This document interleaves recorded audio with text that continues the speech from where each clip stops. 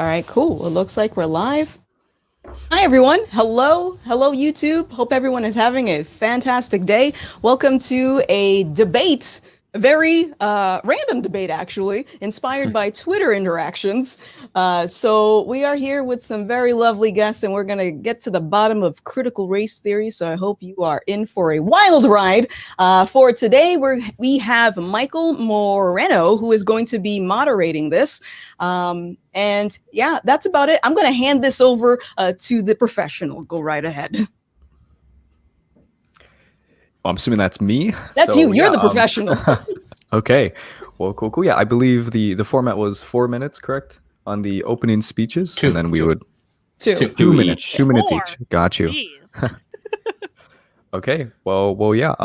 I suppose... what's the affirmative side? Like the go in first, rather. Who should we start with? I guess we can go with or I Christian. think You want to? Yeah. I was going to say that the team with more go first. Sure. Sure. Go ahead and do that. Sure. And I can't promise I'll take about the 2 minutes, but I'll try. So I'm Christian, guys. I'm a spokesperson for A Color Us United, an organization that is fighting for a race-blind society. I am also the host of the Pensive Politics podcast, which lives loudly and proudly on my YouTube channel, which is titled Christian Watson, or you can get there by typing in Pensive Politics or Christian Watson into YouTube or into Google. And I am taking a part of this debate today because I have personally seen what I believe, or what reason has shown me to be critical race theory manifest both in academic settings, public policy settings, and social settings. And I believe that, this issue, given the attention that it's been getting in both state legislatures, in the courts, in the public arenas, in the agoras of public discussion, has to be addressed in a way that is both cerebral and passionate, which is why I'm happy that we have everyone who is on this panel here with us today. And I'll just give you a brief synopsis of my take on critical race theory, but I would like it to come out in a more in-depth form later on, so I won't give you everything. I think that critical race theory is fundamentally a weak and even evil academic mechanism by which to understand, I know it seems funny, but by which to understand the world. And I will explain what that means as time persists. But that's where I'm coming from, and I'm very excited to discourse with these two fine gentlemen and with everyone else as this debate persists. So I hope all of you enjoy the show. I mean, sit back, get some popcorn, and just keep your thinking cap on, and this will all be good. So yeah. My name is Gothix. You all know this because you're on my channel, and I am here to debate against critical race theory because I find it to be just brainwashing disguised as something beneficial for humankind, and I do not see any benefit to it. Yeah, that's pretty much it for me. I don't really like these questions. Tell me about yourself. I was never good with that. So go for it, Dr. Carlin. All right. My name is Carlene Borisenko. I am squarely against critical race theory. I am not remotely interested in how critical race theory manifests in an academic context. I really could care less. Everything that Sam and Aaron are going to bring to this conversation, I really don't care, because what I care about is how this stuff manifests in the real world. There is a strong difference between someone who can read an article in an academic journal and someone who actually knows how to deal with people in real life in the real world. I have watched thousands of hours of this training, either training that's been done in organizations or in classroom instruction. I basically spend my days reviewing curriculum for this stuff now. I know exactly how it's manifesting in the real world, and everything that Sam and Aaron are going to talk about, I'm sure it's fine. I'm sure it comes from very nicely worded, peer-reviewed papers where they use 18 words to say something when 3 words would do just fine, but none of that is going to have application in a real-world setting. So that is the perspective that I am bringing to this debate. I have, other experience with critical race theory. I basically spend my days taking down critical race theorists. I was the one that broke the Coke Be Less White story. I'm the one who took down Kate Slater, the anti-racist trainer that was all over the news internationally. I have done many other things to make life difficult for critical race theorists. And, if this debate goes nowhere, I'm going to kind of sit back and let my colleagues of color really take the handle, because I really think that we should be decentering whiteness in this debate. We're debating against two privileged white men in this debate, and I really think that we should be centering the Black voices that are here today. So I've got my knitting man. I'm going to sit back and knit, and if I have something to interject, I'm happy to. The end. Next. All right. Okay, cool. Well, I guess we can move to the other side. We can start off with Sam. Sure. So I'm Sam Hodley Brill. I just finished my second year in a PhD program at the City University of New York Graduate Center. I'm a philosophy student there. I study moral, social, and political philosophy, and recently I've been getting more involved in questions having to do with race, racism, racial justice, and injustice. And that's mostly through my working with the philosopher Charles Mills, who's my professor. He's how I actually got interested in critical race theory, reading his work, which was largely responsible for introducing critical race theory into the discipline of philosophy, having been born in legal scholarship. So, I mean, just based on the pattern here, I don't think I want to get all the way into my definition of critical race theory just yet. But I think that it's worth, there are at least two things worth noting about critical race theory. First, and this is, you can see it in all of the pioneering scholars of critical race theory if you read the law journals, is that critical race theory is not a theory in the sense that, the theory of evolution is a theory, or that, utilitarianism is a moral theory. It's more of an academic movement of scholars who have similar goals. Mainly, they believe that racism still exists and is still a systemic problem in the United States, and that the advances of the civil rights movement, though they have been very important, have not been sufficient to eradicate racial injustice. And so the fact that, now that the law is race neutral doesn't mean that legal institutions and laws themselves can't be racist. That's the sort of central contention of the legal scholars. And then critical race theory eventually, evolves and is taken up in disciplines like sociology, education, and philosophy. That's time. And yeah, cool. Great. Okay, Aaron. Great. Yeah, thanks so much. And I want to thank Carlin for centering identity there right at the beginning. I want to add in, I am personally half Jewish, though she's totally right that I do pass as white. And that's certainly a fun conversation to have if anybody wants to. But I'll dive right in here. I'm a progressive liberal, and my education background is analytic philosophy, especially ethics and meta-ethics. I've taught as an adjunct for about the past 10 years or so. And I'm currently working on a PhD in education with a focus in moral education.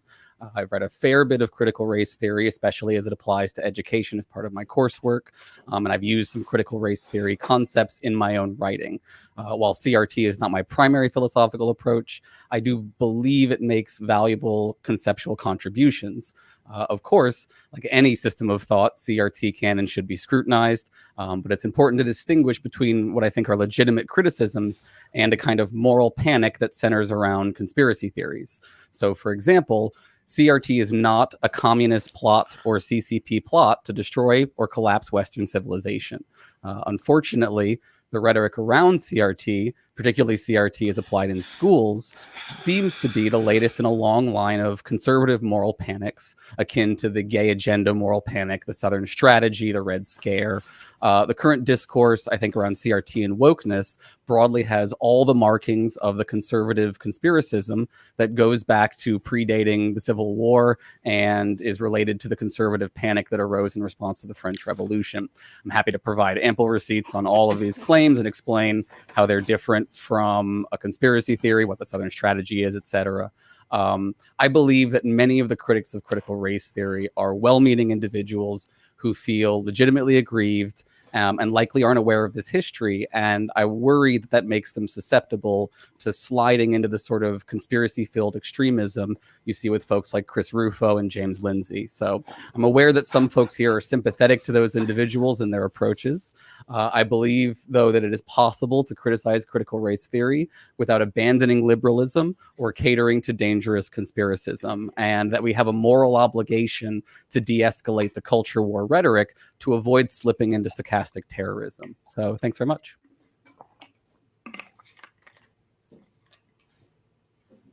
Okay, great. We will go into an informal discussion period now. So kind of just free flow. Does anyone in particular have anything they want to say in response to the sides, how you want to start it up?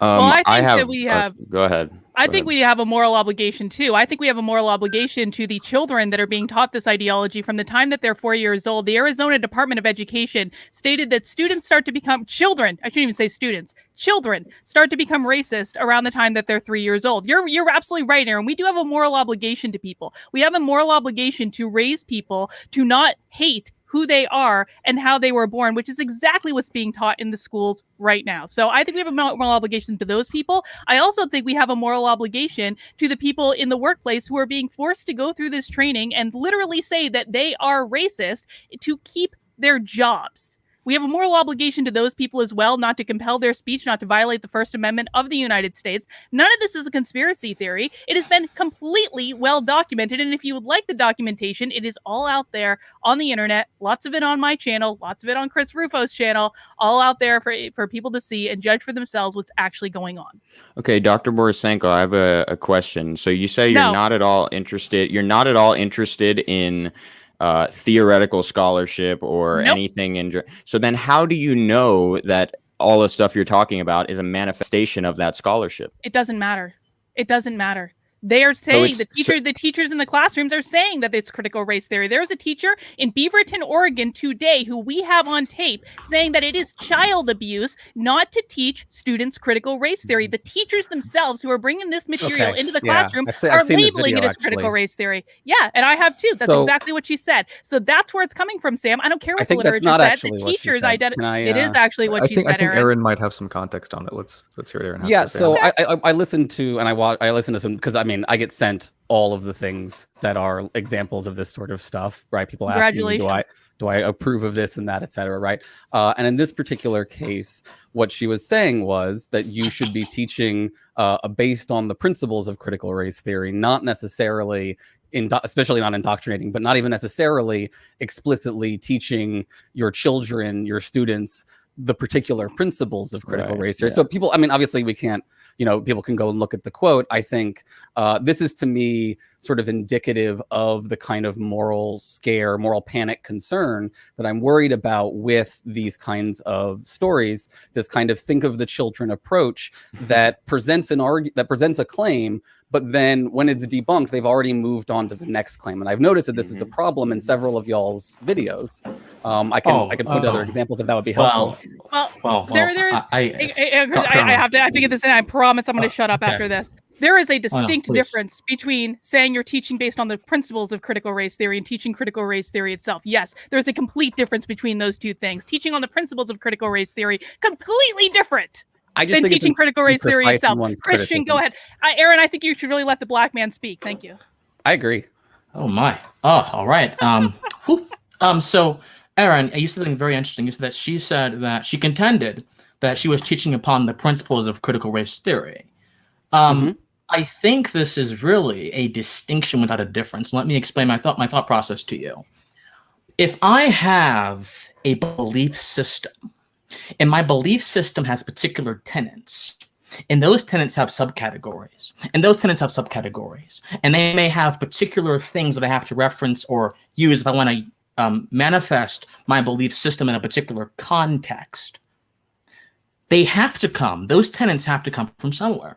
And the principal foundation of every ideology is where an ideology, logically, it's where an ideology's principles flow from. This is why Aristotle talked a lot about first philosophy.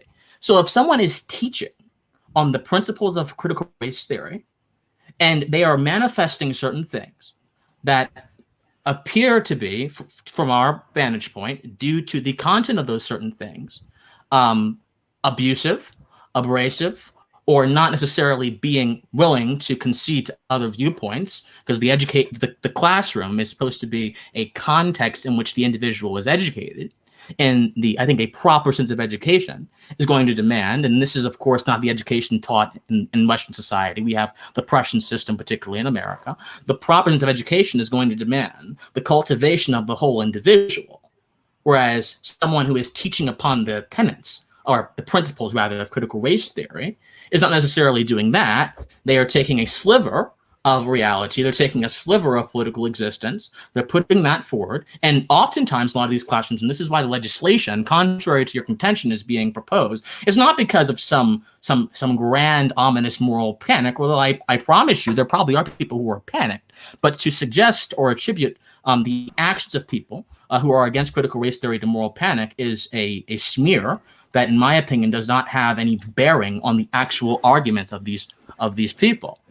So I suppose what I'm saying is I don't think that saying she's teaching on the principles of critical race theory is any better than her teaching on the actual tenets, because the tenets must come from somewhere.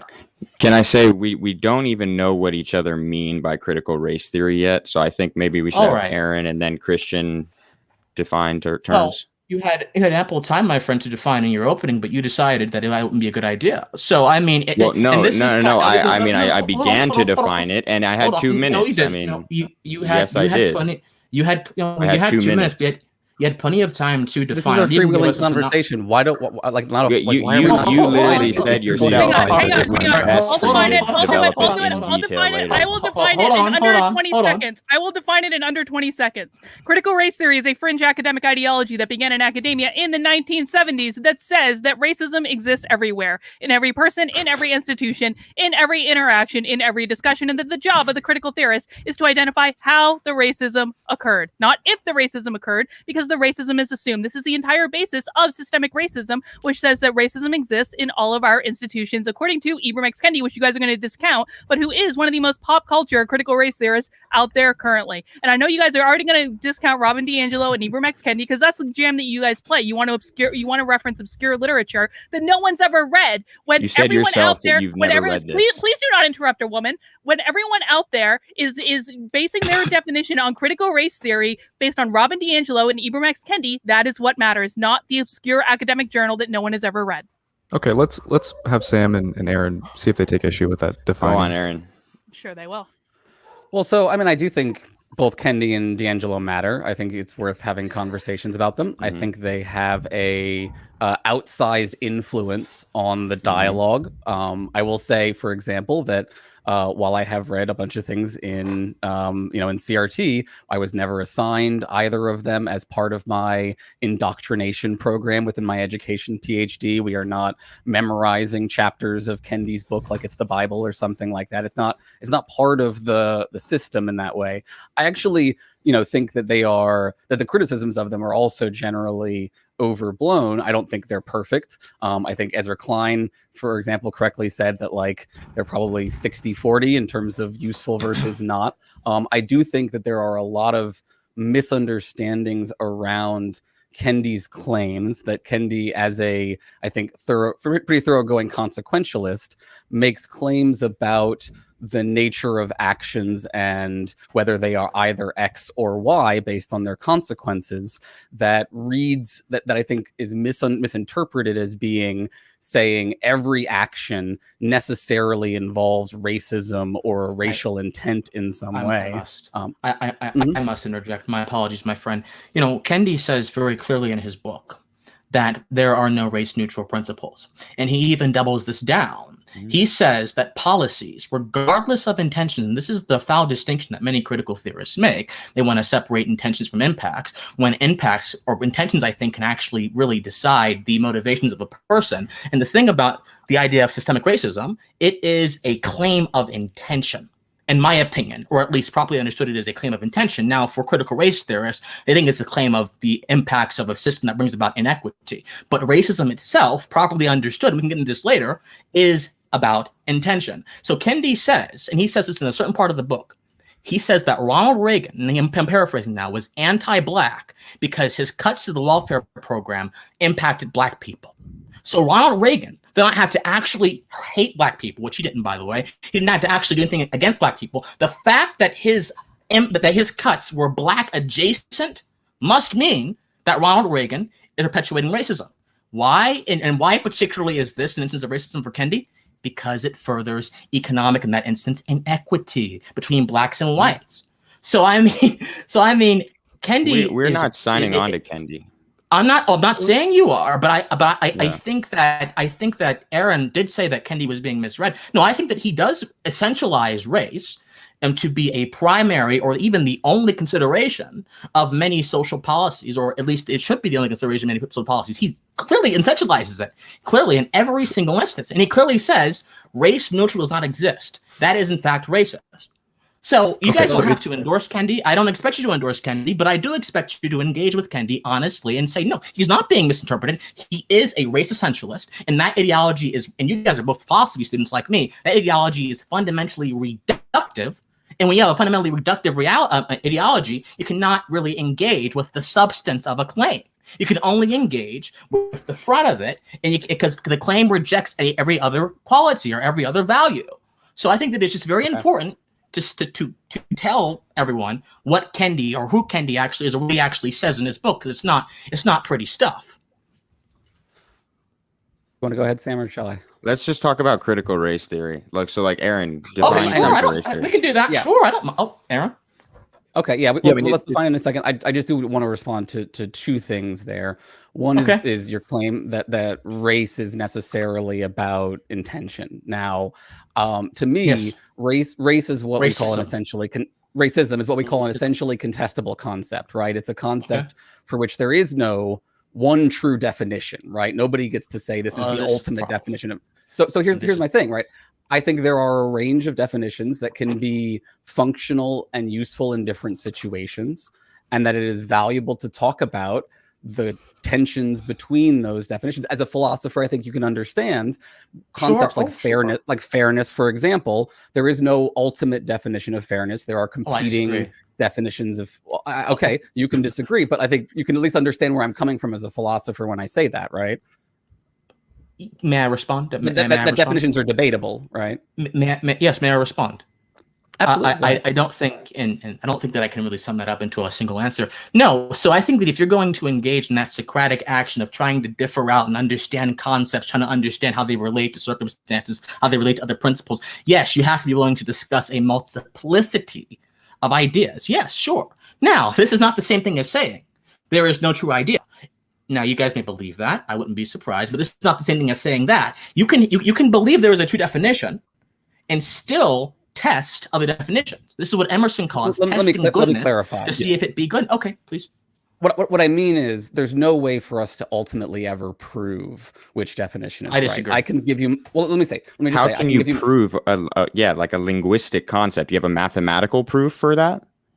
A linguist such as what, race? So here's what we can do. One true definition. I can give one definition of race, and that by that definition, certain concepts will be made clearer, certain problems will be made clearer, other ones maybe less so, right? You can give another definition that helps in different kinds of ways, and we can look at the sort of cost-benefit analysis, the pragmatic trade-offs between those kinds of definitions. Now, that was the response to your saying that there really is only one true definition of racism. And I want to be clear, I'm an objectivist. I believe there are objective moral truths that exist in the world. You like Ayn Rand? We can gain knowledge of them. No. You just believe in objective truth. Okay.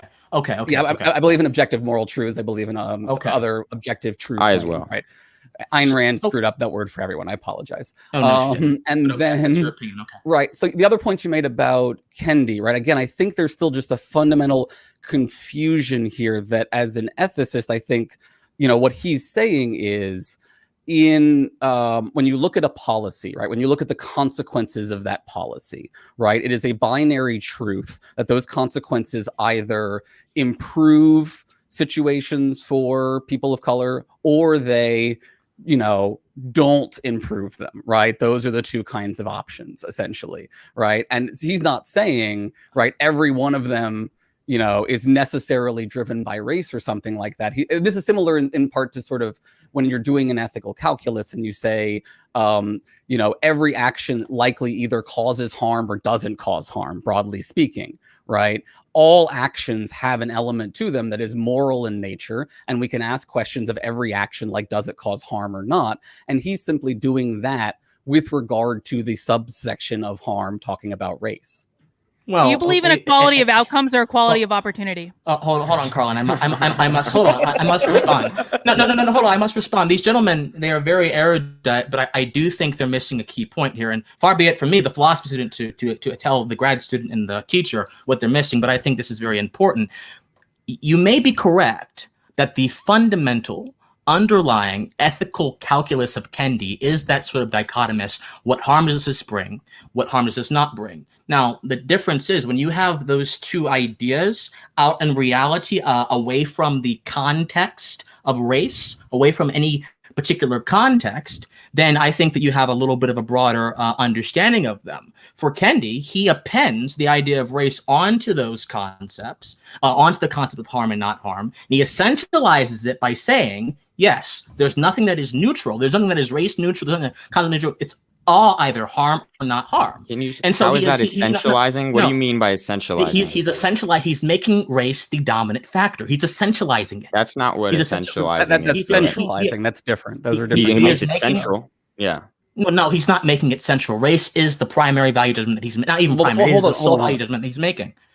This is really important though, because the word essentializing the word essentializing, yeah. Well, so, yeah, nobody wants to be labeled a race essentialist except for like race realist or something like that, right? So it is really important that we get very clear what we mean by the word essentialize, right?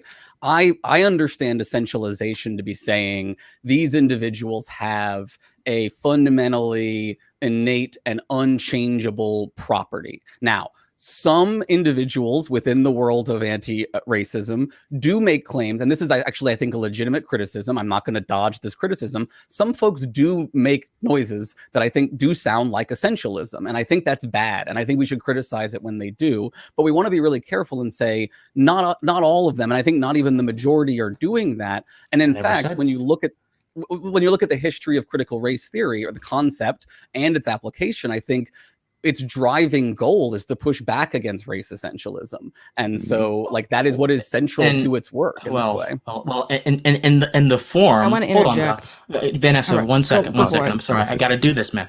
In the form of essentialization against Black folks or marginalized folks. Now they tie their sort of anti-essentialization to power structures and power groups. And this is Kendi even says that scientific racism, and you seem confused, Sam. Hold on.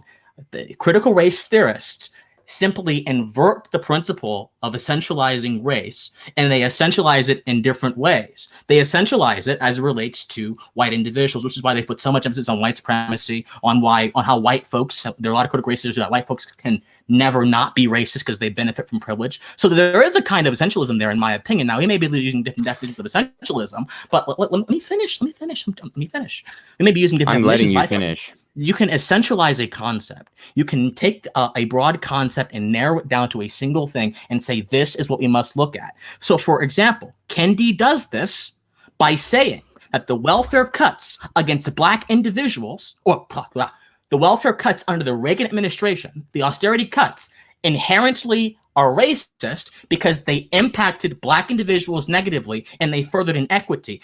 By saying that, he omits any other explanation that could possibly satisfy or explain why Reagan cut those taxes. He omits the fact that Reagan was a Goldwater Republican, that Reagan his ears were soothed by William F. Buckley, and he believed in a laissez-faire system. He didn't always live up to it, of course, but as human beings, we are imperfect entities. Concepts and values, they are spiritual things that we manifest into this world. He completely ignores every other conceptual answer except, oh, look at this, input-output. Cuts here, and inequity here, or alleged inequity here, bad. That is a simplified view of the world, and that absolutely is in a conceptual sense. Yeah, but that's a different critique from race essentialism. Like, I agree with that critique. He's essentializing a concept. Yeah, but not racial essentialism. He's providing a shitty definition of racism, but he's not engaging in race essentialism. That's all. But go ahead, Gothix. Okay, sorry. Go on. No, you're playing with words. No, we're not. No, I'm not. I'm giving you a very concrete example from his book. I forgot what chapter it's in, but I can explain you next later. Can I talk in my own damn house, please? My apologies.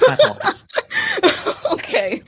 All right. So I thank you so much. I have some questions here. I wanted to circle back really quickly.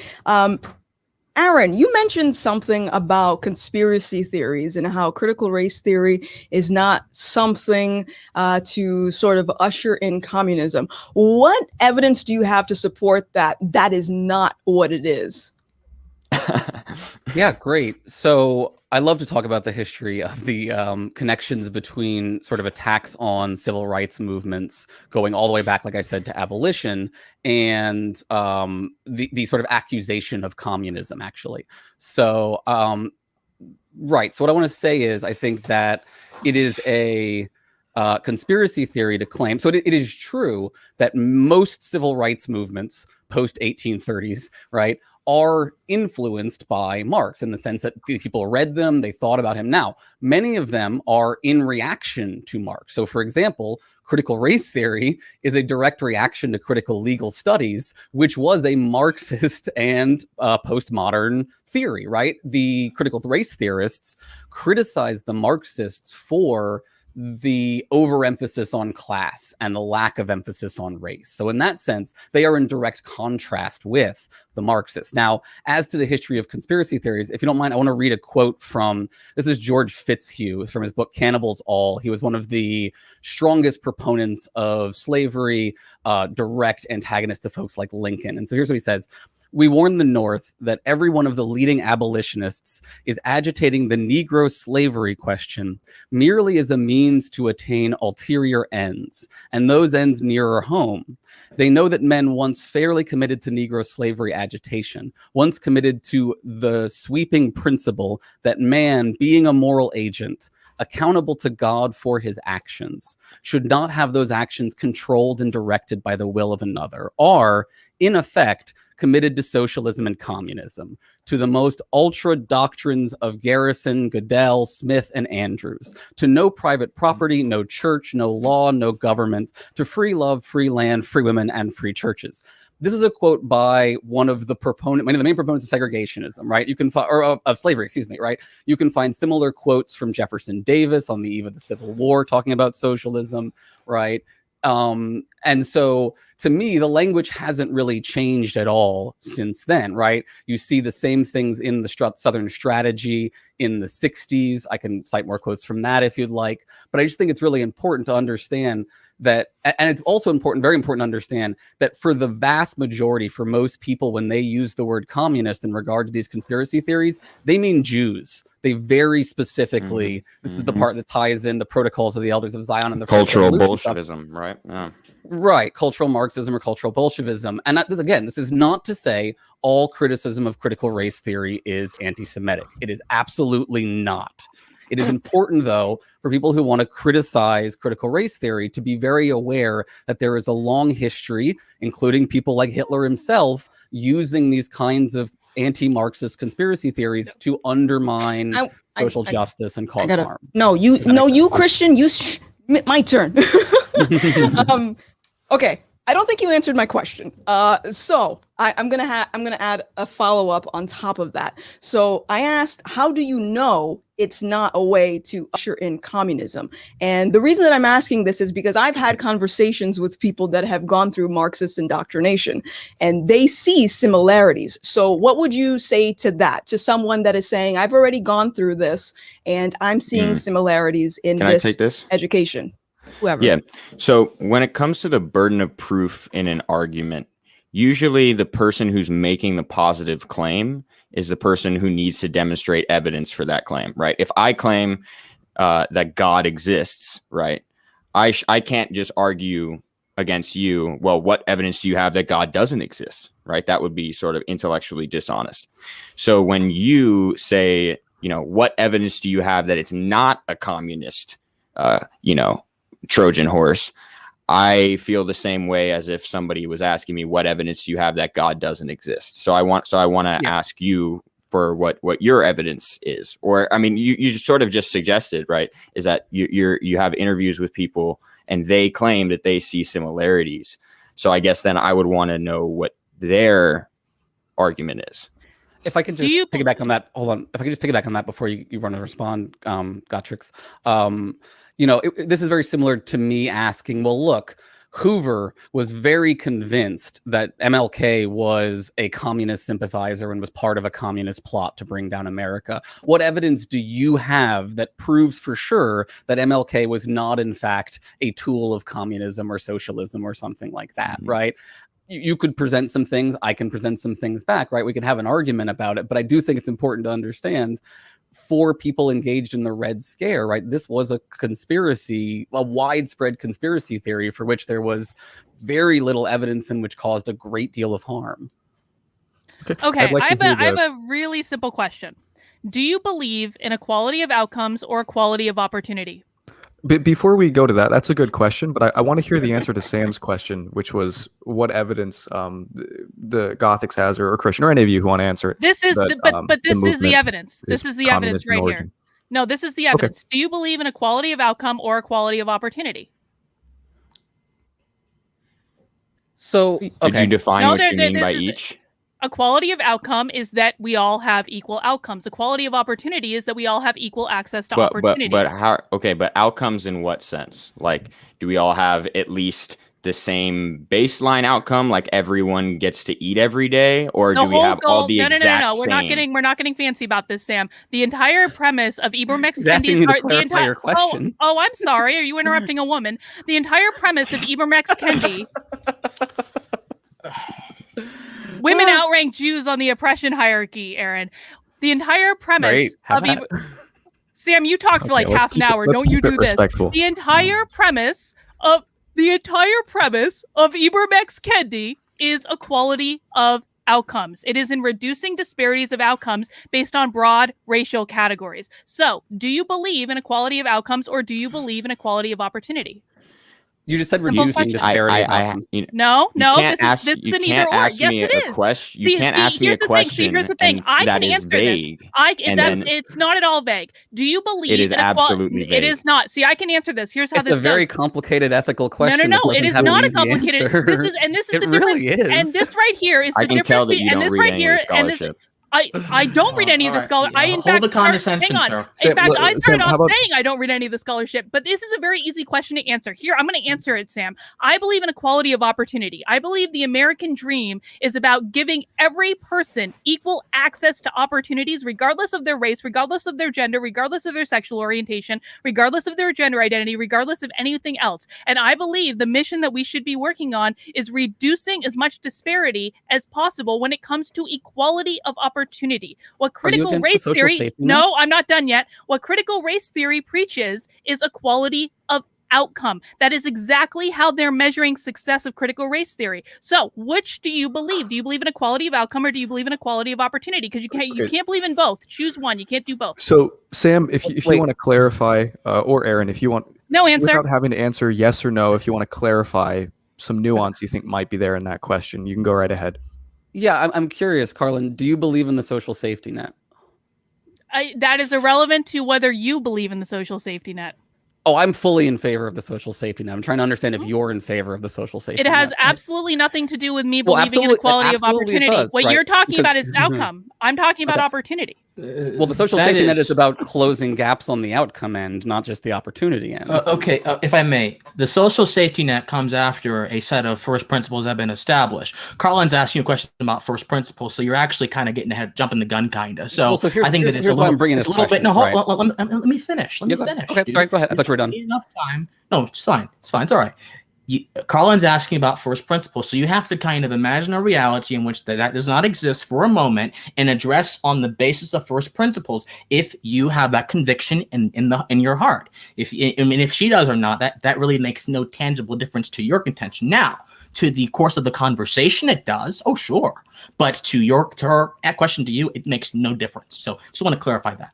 I apologize. I was trying to highlight a problem with the question through Socratic dialogue. My mistake. My point was, right, all of us believe in a mix of equality of opportunity and equality of outcome, in my opinion, right? No. I believe that all of us think... Wrong. Okay. I think that all of us believe that up to a point, right? Not absolute, not the like ridiculous straw man equality of outcome where everyone has literally exactly the same number of pennies or something like that, right? But a more, Rawlsian kind of liberal equality of outcome where the gap is closed, where the baseline is raised for everyone up to a certain standard of living. That kind of like fairness of outcome, right, I think is something that pretty much, I mean, I could be wrong. I didn't actually find out if any of y'all are actual liberals or conservatives or what, but like depending on what your views are, right, I think that most individuals today think that if someone has really, really bad luck, we should help them out and not let them just starve to death in the gutter. And that's what I think is valuable about concepts around fairness of outcome. I'm also in favor of increasing equality of opportunity, though I think it's impossible to achieve because of a lot of historic factors. Yeah. I think Gothix. Were you raising your hand, Gothix, or just vibing? Oh, I am dancing, but I did have questions. I wanted to circle back again. This is irrelevant to what you just said, by the way. Okay, so I got some more questions over here. Sam, you mentioned that critical race theory is an academic movement. And my question to that is, isn't a movement, like, how would you define a movement? If a movement, like BLM is a movement, as an example, I don't subscribe to BLM, so shouldn't a movement be optional? Why is it being implemented in schools if it's a movement? What do you mean? Oh, a movement? No, it is optional in the following sense, right? If you're a law professor, you don't have to join on to critical race theory. There are law professors who have critiqued critical race theory. One most famously, probably Randall Kennedy, Harvard law professor, gave a pretty full-throated critique of critical race theory in, what was it, the 80s or the 90s? I think it was the 80s. Mostly he was criticizing Derek Bell. Anyways, in terms of, so I don't, so the way that I understand critical race theory, this is all stuff that's going on at the level of post-secondary education, because it's abstract, very theoretical sorts of work that, I mean, perhaps could be implemented into like an AP curriculum, depending on what sort of AP classes are offered. But it's not something that you're going to really see at the high school level. Okay, so just to clarify, there's a lot of, I'm sure you guys have seen trending things of stuff popping up in schools and diversity training and things like that. Are those forms of education what you would consider critical race theory? Like, for example, I don't know, that pamphlet that was sent home to New York students about, calling out your own whiteness. Was it Barner Hess's 8 different white identities? Yeah, that. Is that... So that was created by a university professor. I don't think that he identifies as a critical race theorist. I think he's closer to like the Afro-pessimism tradition. And so that is a sort of thing that is easier to market and to add into, say, like a diversity training or a seminar than the sort of stuff you find in critical race theory, which is more focused on institutional analysis and, specific, when it comes to law, you're looking at specific court cases and all this stuff that really probably wouldn't be relevant to a diversity seminar. But I do think that there is some stuff there are ways that critical race scholarship, whether it's in law or in sociology or education, or even some philosophical concepts, can influence diversity training. Sure, there can be diversity trainers who decide to sort of co-opt or implement those ideas, but nothing in critical race theory suggests that diversity trainings are going to be like the method to sort of solving racial inequality or anything like that. Okay, really quick question. So do you have an example of critical race theory being implemented right now if the thing from New York, for example, doesn't classify that? Like, what can I go off of to say this is critical race theory? Yeah, I could jump in on this since I have more of the education background. And I will say, I think Sam and my experiences of this have been different because I have, read how this stuff is applied in education literature, and I do think it is being applied, though, as I said, not necessarily taught in various K through 12 schools. Though I imagine it is probably, proportional to the political, leanings of the school board or the school community or something like that, right? But certainly in New York, you can probably find teachers teaching from critical race theory based ideas. Now, some examples that I want to put forward that I think are valuable that I've come across in my education would be one major, when we talk about the broader umbrella of critical race theory in education, one major example would be the shift away from what's called the deficit model of education towards the asset model of education.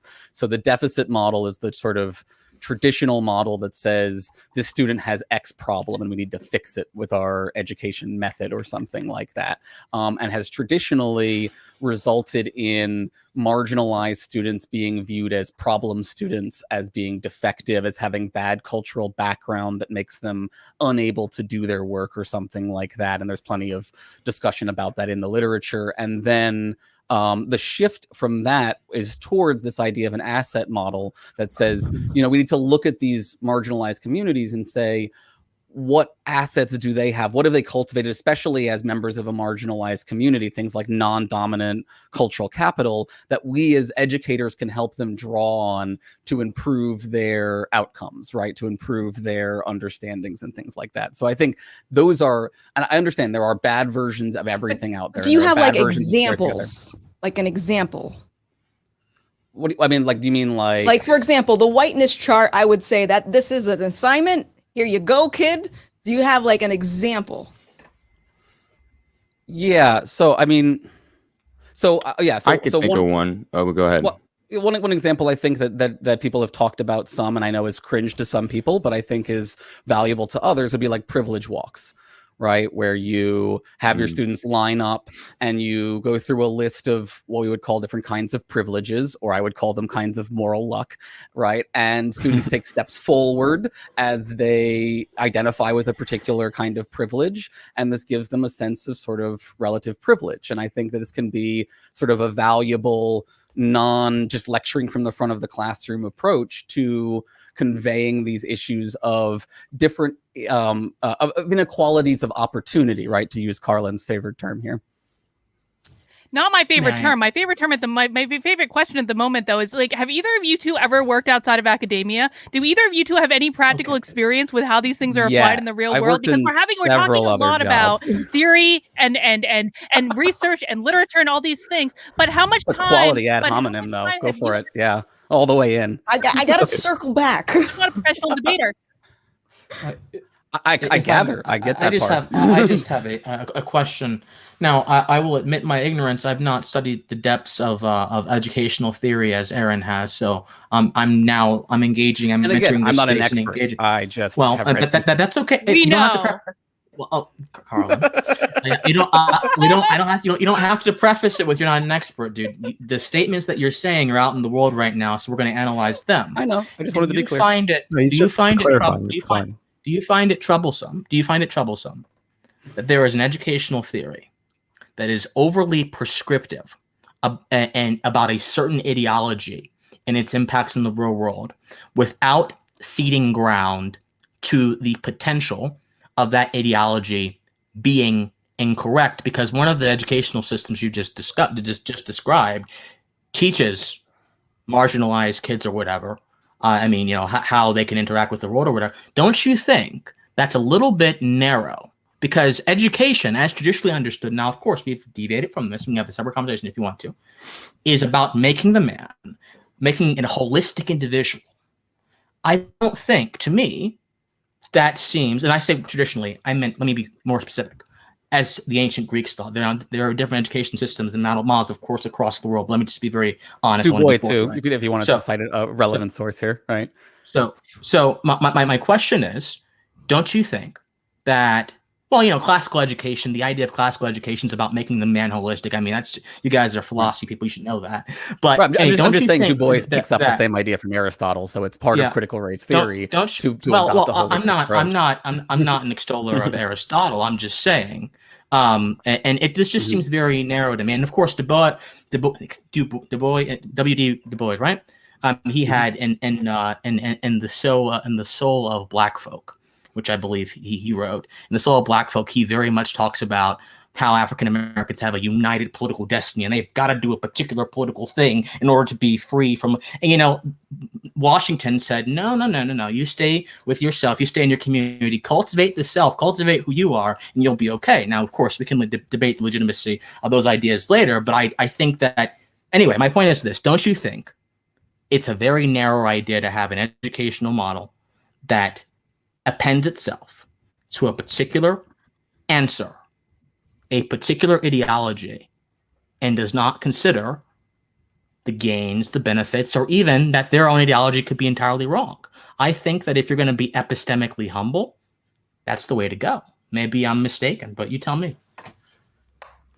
I actually agree with you here, and I think it is a legitimate concern to raise against some of the practitioners of critical race theory as applied in the world, that they are overconfident, that they overextend their theories, that they go, they take things too far. It's an unfortunate fact of all ideologies that they can be overextended that way. It is a worse problem for ideologies that have moral claims, and as a moralizing theory, right, critical race theory is at risk, and I've written about this before, at risk of slipping into religious-like behavior, though I do not believe it to actually be a religion. So I am sympathetic to your concern, and I will even go so far as to draw the curtain back and say I have experienced a little bit of people being like that in my education department, where they were a little defensive about these kinds of theories. Wait, I have a question. I have a question related one directly. Last question. Hang on, Christian. I have to ask this question, Okay, and this is a serious question. This is a serious question. If you are concerned about the way the critical race theory is being applied in the real world, if you think it's overextended, if you think they're not applying it accurately, then why aren't you speaking out against it? Why aren't you speaking out against all the misapplication? Why aren't you speaking out against Robin DiAngelo being the #1 best-selling book in America if it's completely not what your theory says at all? Why aren't you being more vocal about this? I have.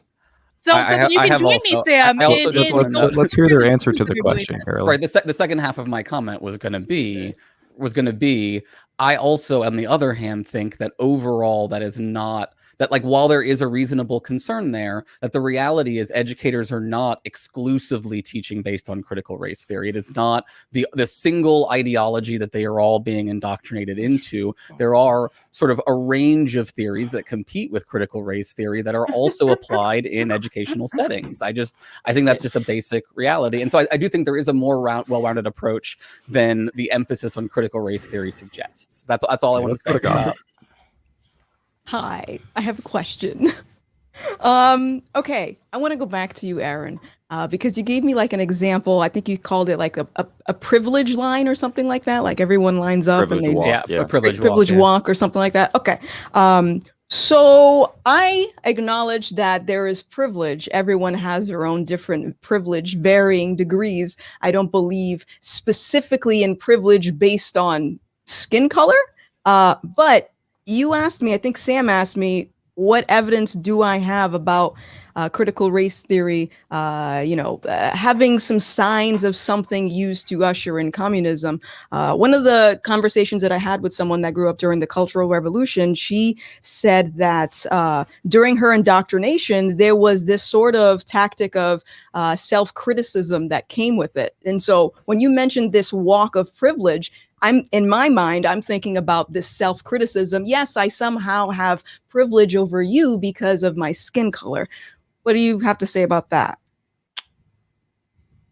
Sure. Yeah. I mean, look, I think self-criticism is an important part of a good life. Yeah, and I think everyone can agree there. Excessive self-criticism, right? The kind of struggle sessions that you see in Maoist China, not good, right? Not something we want. But the point of, in my opinion, right, obviously some people don't do this well, and they do focus on individuals rather than systems, and they do focus on guilting people in a way that I think is inappropriate as someone who believes very deeply in the problem of moral luck, right? My feeling is we can talk to ourselves and each other and other people about privilege and understand that that's not a judgment against that person. It's not making you a bad person to say that you were lucky enough to be born with certain advantages, just like it's not making you a better or worse person to say you were born with certain disadvantages, right? The reality is people face lots of different kinds of challenges. And what I think is these kinds of approaches should engender what Christian was talking about in terms of epistemic humility and general humility with regard to your own successes and compassion with regard to the failures or the lack of successes of others. And let me quickly add just that in my experience, I've only done this privilege walk twice. I was an orientation staff leader, and we did a whole bunch of like these kinds of things. And my experience was that it was actually a positive one because in many ways, I think the discourse surrounding privilege is too often narrowly focused on things like gender and race. And the privilege walk I went through talked about things like your relationship with your parents, your mental health, your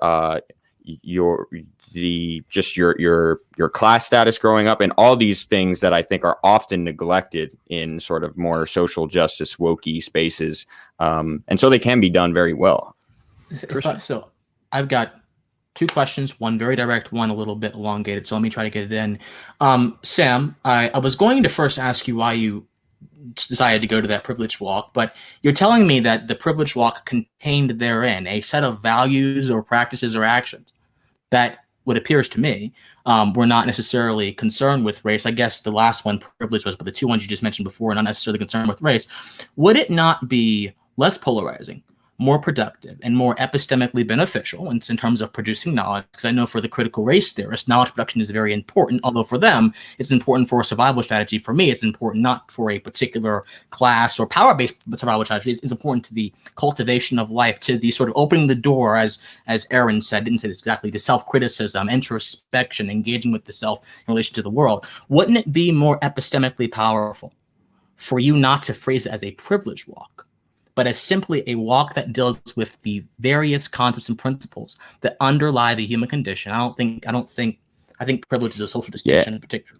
Wouldn't it? Because you're trying to, if the goal is a universal appeal to get these ideas into the minds of people, into the minds of intellectual people, or people in general, actually, then the goal should be to be as open-ended as possible. Now, I'm not saying dilute your message, but I am saying maybe if a certain message, through no fault of its own or through fault of its own, appears to be very polarizing, you're not engaging in an epistemically open action. That's my first question. You can answer one more. Yeah. Let me just. My answer is quick. Okay, sure. So I mean, okay. The answer is yeah, totally. And I actually don't think that it was framed to us as a privilege walk. I just could understand from when Aaron used the term that that's what he meant. I don't think it was actually sort of pitched to us that way. I think the principle of variations is very powerful here too, because I don't believe that anyone's experience, and this is actually, I don't think that intersectional people believe this either. I don't believe that anyone's experience is the same. I believe in the principle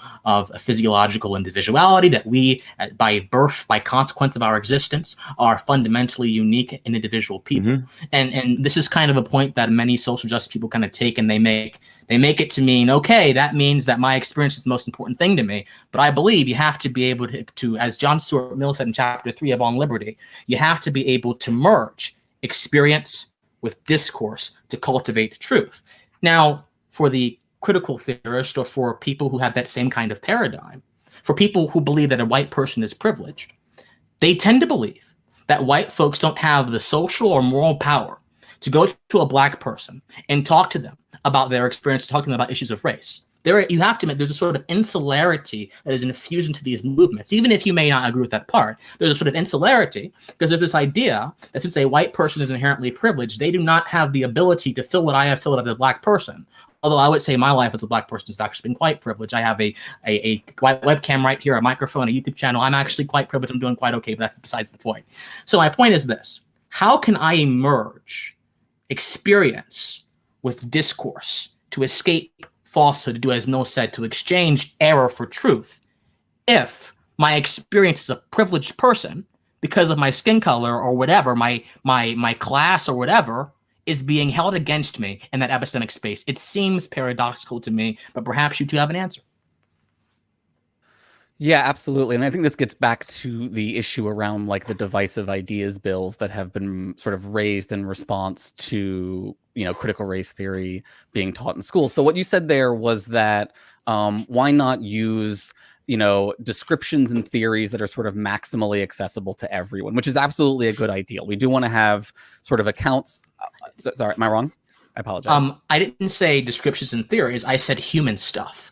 Your mental health is a human thing. There are theories about your mental health, but that's something that is ingrained within you. It's reflective of your faculty. So not necessarily descriptions and theories. See, I hate thinking in terms of theories because they are external implementations of what other people believe to be a particular situation. I like to talk in terms of what we actually do indeed experience. I'm not saying that theories are not valuable. I'm just saying theories that has a bunch of other connotations. Clarification. Okay. Right. Okay. So, I mean, I think that's great, and I think that makes you more sympathetic to like various forms of particularist standpoint epistemology that are in. But like, let me just say my response to my response to your comments there. Right.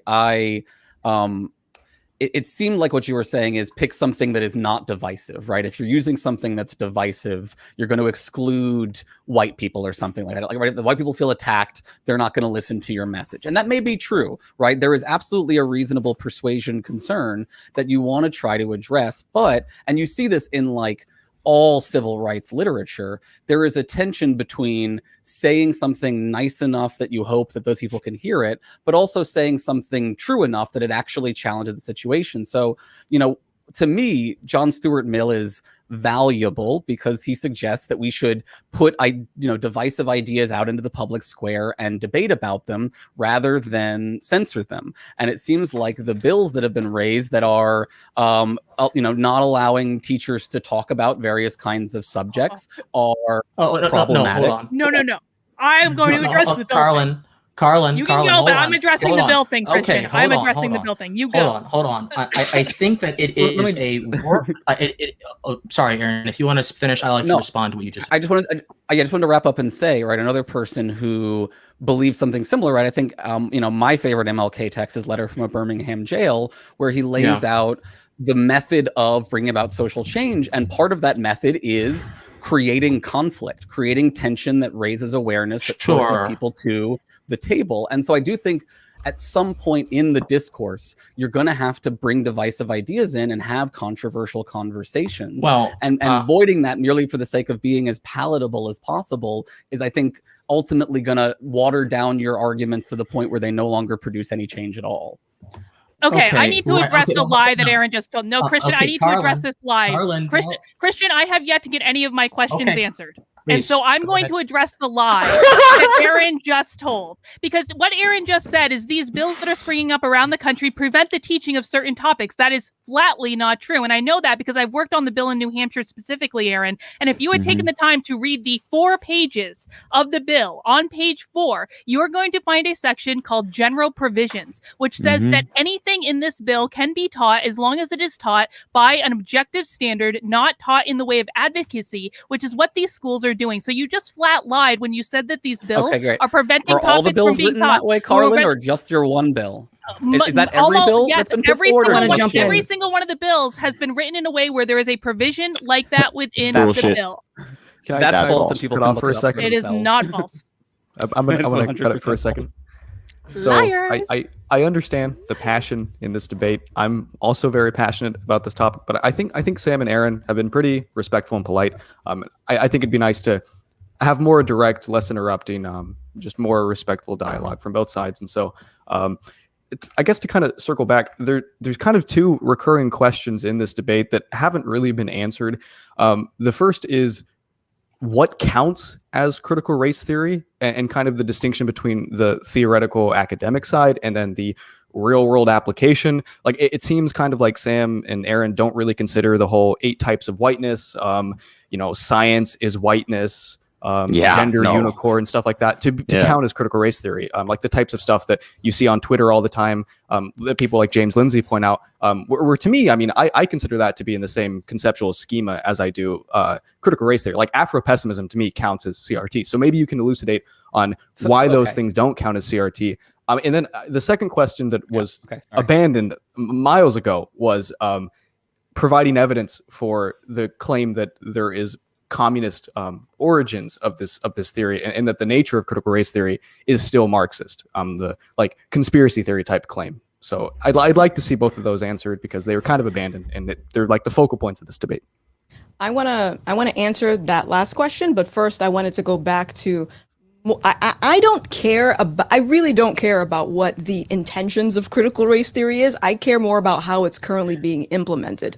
So as far as like real world experiences, you mentioned, like, for example, this privilege walk. What else can I actually say? Okay, this is an example of something that we would teach a child in regards to critical race theory. Yeah, I'll give one. So here's an example that Kimberly Crenshaw herself gives, because it's an example that was crucial to one of her early papers, and it's how she illustrates the concept of intersectionality.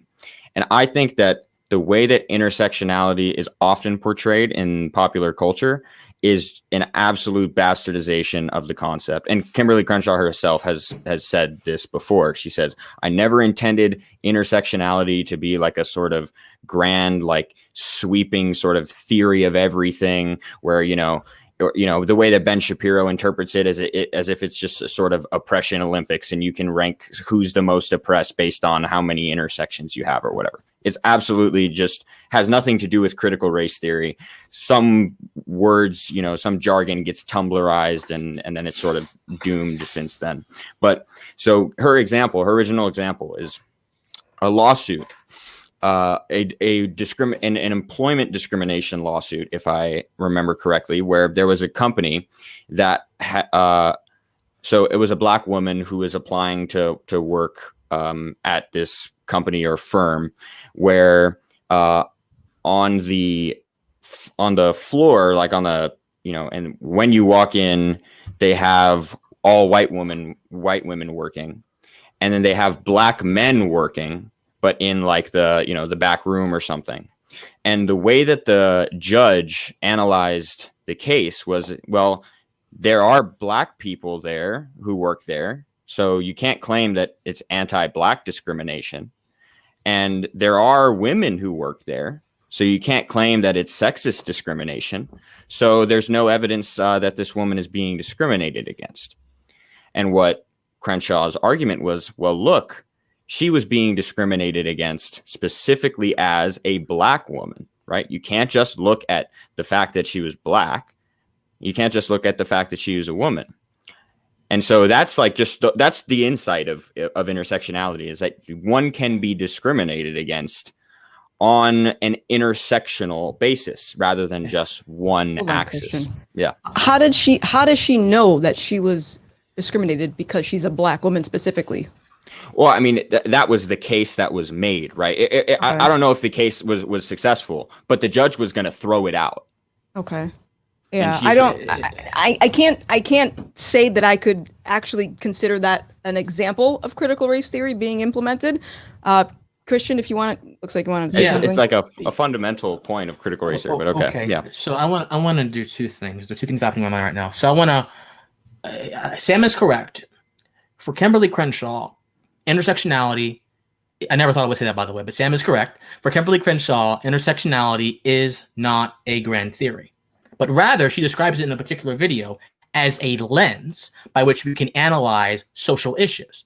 And one of the examples she uses in that video is that if a Black girl is doing bad in school, these are her words, if a Black girl is performing poorly in school, that should not be understood as a race problem or a gender problem, but a race and gender problem. So she's already assuming a conclusion before actually satisfying that. No. Well, in that particular, and perhaps you can explain to me as to why she's not doing that. But in that particular example, and afterwards I can see the video because it is her saying this. In that particular example, she's assuming those two qualities, the gender and the race, have necessarily an impact on that girl's performance, and that assumption necessarily omits any other factor that could be factored into that situation. That's number one. Yes. As a philosopher, right, you know how thought experiments work, right? If Kimberly Crenshaw is putting forward a thought experiment, she's saying, look, let's stipulate that here is an example, right? There's a black girl, she's struggling in school, right? There are reasons that, girls struggle in school, right? And there are reasons that black children can struggle in school. So, I mean, I think that, the fact that some of her premises went unarticulated does not mean that she's just assuming that this is the case and there couldn't be any... Sam, someone say something? No, please go on. Sorry. No, I think I got my point across. Like the fact that Can I add in? I think it's important to note, right, that one of the key parts of intersectionality is that it's not just race and it's not just gender, it's also class and like geography. It's all of these other kinds of factors. So it doesn't have to be this kind of to the exclusion of everything else approach that you seem to be sort of suggesting it is. Well, to the exclusion of everything else that may transcend identity. That's probably a more refined approach, a more refined statement than before, because you're correct. Sure, intersectionality is an a identity wide theory array. in that sense. Yeah. Well, intersectionality. Yeah, I know it. That's the problem, Aaron. That's the problem. It's an identity theory, and it makes identity the main. Oh, yes, Gothix. I'm just going to be persistent. Please. I wanted to circle back. Later. I want to listen. I didn't go to college. I don't know much about all these fancy words you guys are talking about. All right, but I do want to get back to the meat and potatoes. Do you have more examples of critical race theory being implemented? Sure. Okay. Here's one. Wait, hold on, Sam. Before we do that, I do think Michael had a good point that we still haven't said what critical race theory is, right? We're an hour and 10 minutes in now. I also just want to note, I do think it's important to mention, Gothix, at one point there, you said you don't care about the intentions of critical race theories. You care about how their things are implemented in the world. Isn't that the exact same argument that Christian was criticizing Kendi for making earlier in this discussion? Like, isn't that an example of setting aside intent and being only concerned with consequences? Well, Gothix has. I understand the issue. Gothix, as an individual and with the faculty of reason embedded in her DNA, has the ability to think differently. But no, I think that there's much value to seeing what reality bears out, because intentions, of course, are spiritual things. You don't know what my intention is until I manifest it through my actions, and even then, you really don't know. So if she wants to do that, it's fine. But I think, but there may be a distinction, and that's fine.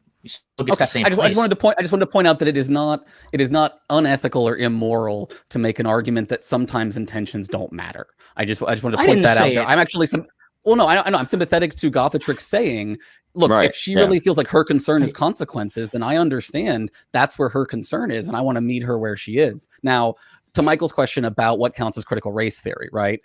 Look, this is a bit of the Mott and Bailey problem here, right? We can talk about narrow, academic critical race theory, or we can talk about the term as used as part of the Southern strategy, where it's, a wide term for all things that are racially centered, that are about social justice around race in this kind of way. Or even broader. Right. In that very broad category, then sure, you can say, Afro-pessimism is the same as critical race theory, is the same as post-colonialism, is the same, et cetera, et cetera, et cetera. But I do think that obscures a lot of valuable differences between these theories. I, for example, think the most extreme versions of Afro-pessimism are quite bad and horrific. Should be absolutely challenged very strongly. And if those were the things being taught in school, I would be much more worried. I do not believe they are the things being taught in school, though. But I think it is valuable to make these kinds of distinctions. But yeah, people like Rufo have claimed, stuff that Rufo claims would lead you to believe that sort of stuff is being taught in school sometimes. Yeah. You wouldn't consider the things like math is racist, science is built on whiteness, that sort of stuff to be critical race theory? I mean, first, I haven't seen any of that being taught in public schools. I mean, private schools can teach basically whatever they want, and I think that's part of the reason I'm against private schools. And I wouldn't deny that's could possibly have already happened at some private schools, and I would condemn that. But what can I do about that?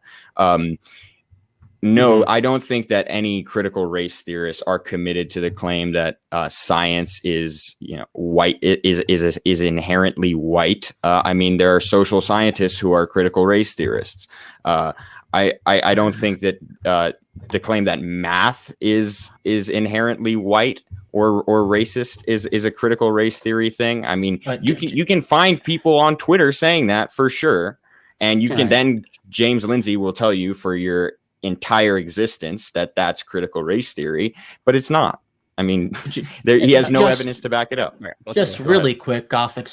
Just really quick. The Seattle Public Schools are indeed trying to integrate, systems of power and oppression and that kind of ideologies into mathematical teaching. So it actually is a public school thing that's happening, which is one of the reasons why people are so nervous. But that's a different claim from the claim that math is inherently racist. The Seattle Public Schools and their slate of objectives seems to suggest that math plays an inherent role in the oppression of people. Well, that's a very different said math plays a role, right? I didn't say math was racist. I did say, but I didn't say math is racist. But the idea. So the idea of racism being tied to power and being tied to privilege, which are the core claims of critical racism. Racism is an exercise of institutional power. That claim is, in a little bit of a differentiated form, living loudly in the prescriptions of the Seattle Public School District. Now, they may not be saying math is racist, but those conceptions predate critical race theory. People have been saying that racism is tied to power and privilege for forever. Right. If critical race theory is making an argument, that doesn't matter. Critical race theory is saying that's what we're talking about right now. I mean, there are plenty of people who say that reason is the foundational value of human interaction. But if I'm discussing a particular ideology by which that idea is being expressed, that ideology is on the table, and that's what matters. So I don't care what people said before critical race theory. This is a critical race theory conversation. Gothix. Okay, so like I said, I care more about how it's being implemented than its intentions. And right now, I've seen quite a lot of news footage and articles and testimonials of parents who are very upset about this critical race theory, or as you may disagree, it's not real critical race theory. So that's why I am kind of going back to this question of give me more examples, because that's what I want to. Yeah. Okay, can I ask? That's why. But there's like two ways that this conversation can go, and maybe we should do both. One way is like we continue giving examples of what we see as legitimate critical race theory, but then we continue to avoid the stuff that you're concerned about. So maybe we should instead talk about some of the incidents that you're concerned about, and then we can have a conversation like, do we support any of these things? All right, so this is a good example. Do you want to? Yeah, sorry. And I just want to say this thing about science being racist or something like that, or the catchphrase term, right? This, I think, is very much more connected to post-colonial theory, which does influence critical race theory. And I think you can, what you want to, some people are using the phrase wrong, I think. I think it's bad when people just say science is racist. What I think they should say is, science has been used to reinforce and justify racial systems and other systems of inequality for at least several hundred years now. And there's really good sort of post-colonial work. I can suggest books like Learning to Divide the World and The Gods of the Upper Air are two really great books about the history of like anthropology, geography, all of these things that were part of this system of colonial knowledge production that was about justifying inequality as being natural, as being a valuable part of the world. So I just wanted to sort of add that in there. Now, an example, and I'll let you go, Gothix. An example that you cited Carlin in your communism video as an example of critical race theory run amok was the example of Virginia schools eliminating accelerated math. Right. I'm curious, have you all since learned that was a thoroughly discredited story that was discredited prior to y'all making your videos? Okay. Or do you disagree that it's a discredited story? Or like the reason I bring this up, Christian, is because Gothix's evidence that there is a problem is my evidence that there's a moral panic, which is that a bunch of people are really worked up about something that I don't think is as severe a problem as they think it is. And the reason is there are a lot of false positives running around that are not getting corrected. That's my question. I have got to respond to this, Gothix. So, Aaron, contained in your contention are two separate points that, if you're going to be epistemically humble, need to be handled in two different ways. Yeah, and I was hoping she would address both of them. No, hold on. One is that there is a moral panic, and the other is that y'all, us, are contributing to the moral panic, and yet you simply cite one of Carline's videos. Now, if there are my videos who are contributing to this panic, you haven't contained it in your contention. So it's probably epistemically humble for you to try to divvy out and understand that we're all individuals here. Carlin, me, and Gothix are all individuals, and we all have different approaches of analyzing the role of critical race theory in society. So I think that it's wrong to use, especially like using anecdote, to say there's a broad moral panic, when in all reality, we haven't even heard Carlin's response quite yet. So I mean, I think you're dealing with two things there in a way that is advantageous in an argument, but not advantageous to finding the truth. Okay, Gothix, do you have any examples that you wanted to bring up of things you think are critical race theory that you have issues with? Wait, can I get a response on that particular example first, and then we can talk about other examples? Because I think this false positive question is really important. Gothix. So wait, Aaron, did it show up in multiple videos? Whose videos did it show up in? It showed up in Gothix's video, and it was she was citing Carlin's video, which was citing Fox News, which was citing a Facebook post that was wrong and corrected at least a couple days, if not a month, I think, before y'all released it. It was recently. You haven't even defined critical race theory yet. You haven't even defined it. So I'm not going to be in the business of defending anything when you haven't defined it. Gothix, do you want to? Oh my God, that's too good right there. I just want to keep circling back to examples. Again, I don't care about the implementation. I don't care where it originated from. I just want to know. Wait. Yes, we have an example here. Right. So what they were doing in this situation was they were trying to work on the ways in which tracking of students can produce unethical outcomes. And they're not getting rid of those programs, but they're trying to make them more accessible and make the understanding. And also, I think from what I looked at, the main change was they wanted to provide them different alternative kinds of math besides like calculus that might be more functional for them in the real world. They might actually use like statistical analysis for dealing with things like conspiracy theories, right? So, I think it's really important that we talk about examples. Does that seem to you like a functional good example? Rather than sort of, okay, so why not? I'm curious. I'm still trying to figure out what the hell is critical race theory, because like I'm not understanding. I don't know if maybe I don't know. Can I go? Because I think I have an answer that will be go satisfying. Okay, so critical race theory. Again, the whole point is to let's go bigger picture. This is the way that Charles Mills, my professor, phrases it, is that there's like two tasks here for critical race theorists, right? And what number one is to sort of investigate and to basically assess the role that the ideology and then the political system of white supremacy over the past, say, 500 years has had in shaping the modern world, right? And so looking at racism, but not only on the level of interpersonal bias and discrimination, but on the level of ideology, of legal, of like sort of how race has been codified into law, but also in other institutions like education and like whether it's banking or all sorts of institutions, right? And looking very specifically at things like the transatlantic slave trade, colonialism, and these things where white supremacist ideology played a rationalizing role, right? So that's the first part. That's just the first thing that critical race theorists want to do is to look at and see how white supremacy has shaped the world and how it continues to be relevant today, if it does. And then the second one is, okay, well, what does that mean for our analytical frameworks and for our philosophical and sociological and legal analysis, right? So if white supremacy continues to play a role, even though our laws are now colorblind, right? For instance, one example, right? The mandatory minimums associated with crack cocaine sentences, but not with powder cocaine sentences, right? You have a problem with this, Christian? Hold on, Christian. Hold on. Finish your point. I think I know where you're going, but finish your point first. Okay. Also, I think Gothix has been wanting to say something for a while now. So. Okay. Yes.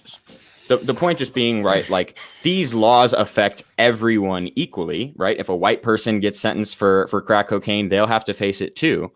But we know, and the government knew when such policies were implemented, that almost everyone who's going to get sentenced for crack cocaine is going to be black versus the people who get sentenced for powder cocaine overwhelmingly white, right?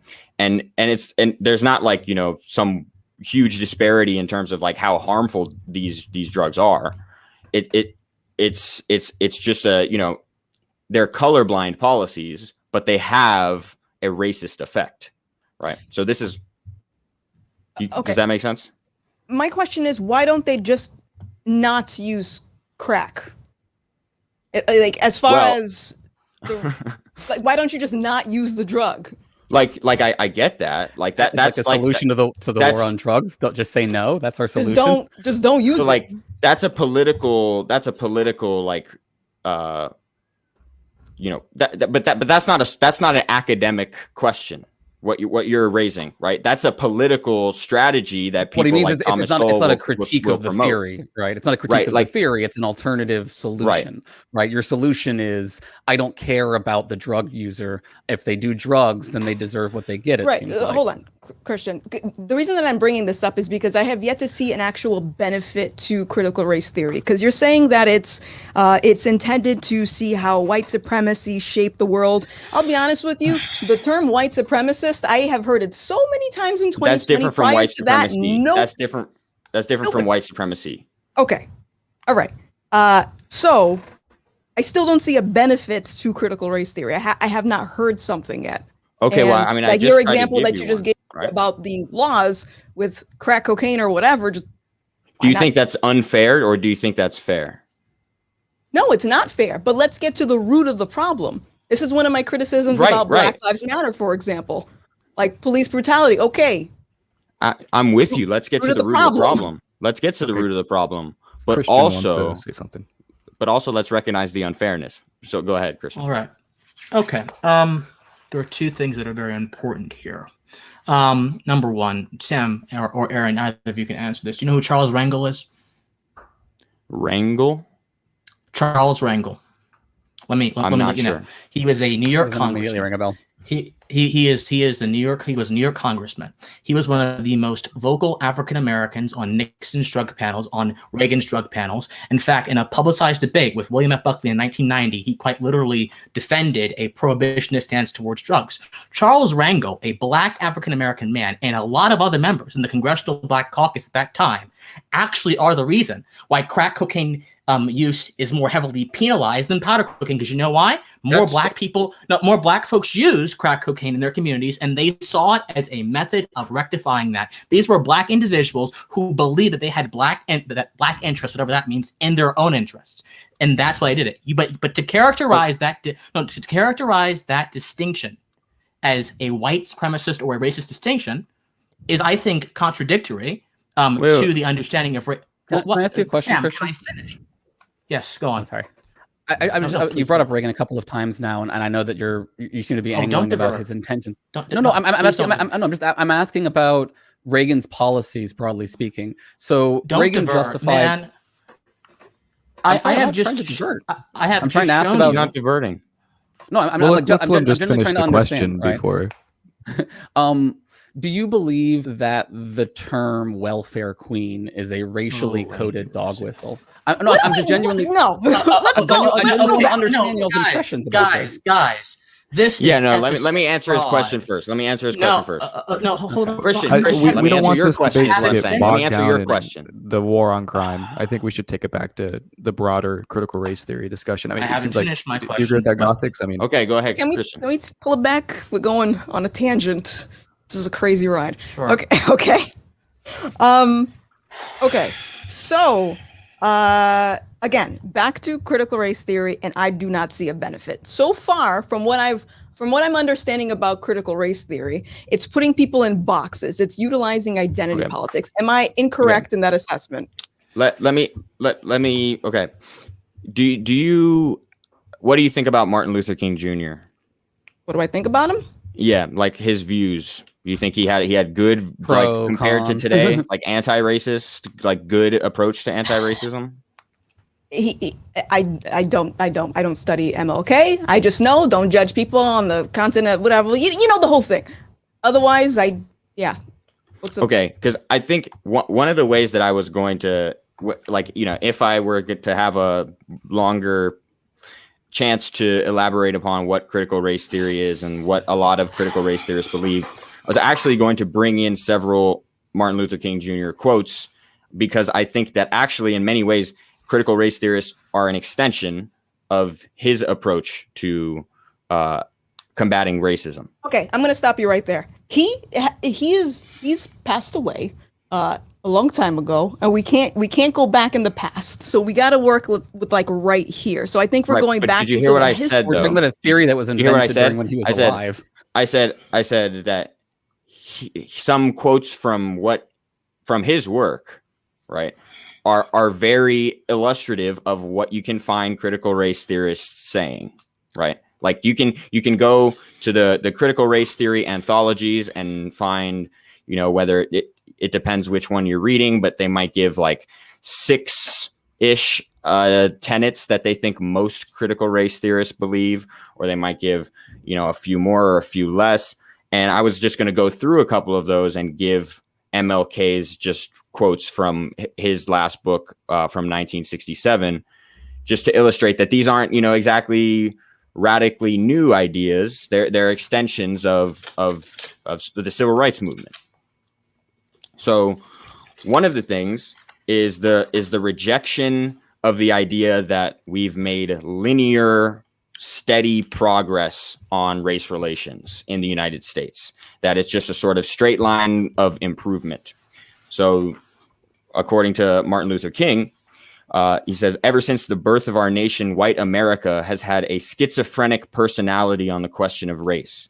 This tragic duality has produced a strange indecisiveness and ambivalence toward the Negro, causing America to take a step backward simultaneously with every step forward on the question of racial justice, to be at once attracted to the Negro and repelled by him, to love and to hate him. There has never been a solid, unified, and determined thrust to make justice a reality for Afro-Americans. And I think that's, you know, there's a lot of evidence for that, but that contradicts the sort of, you know, the mainstream American narrative of racial progress in this country that at least I was taught in school as a kid. Can I? Another one, a crucial one of critical race theory: racism is ordinary, not aberrational. Right, and this is the people straw man this into. James Lindsay said that what they mean by this is that racism exists literally everywhere all the time, as Dr. Borisenko has suggested. That's not what they're claiming, but As I defined it. Here's Martin Luther King Jr. For the good of America, it is necessary to refute the idea that the dominant ideology in our country, even today, is freedom and equality, while racism is just an occasional departure from the norm on the part of a few bigoted extremists. It's Martin Luther King. Another crucial one, the critique of sort of empty formalism when it comes to the law, right? And this goes along with like just sort of blind trust in color blindness and these sorts of things. So this is from MLK. I think this is sharp, incisive analysis.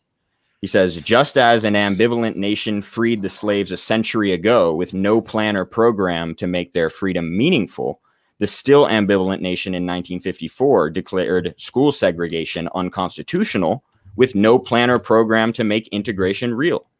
Just as the Congress passed a civil rights bill in 1868 and refused to enforce it, the Congress passed a civil rights bill in 1964 and to this day has failed to enforce it in all its dimensions. This is 1967. Just as the 15th Amendment in 1870 proclaimed Negro suffrage, only to permit its de facto withdrawal in half the nation, so in 1965, the Voting Rights Law was passed and then permitted to languish with only fractional and half-hearted implementation. So illustrating how, a lot of people think that once these civil rights, landmark civil rights legislation had been passed, therefore we sort of got over the hump and there's no more systemic racism or institutional racism in the United States. He's saying, no, look, let's take a closer look here and see the ways in which these very important improvements have fallen short.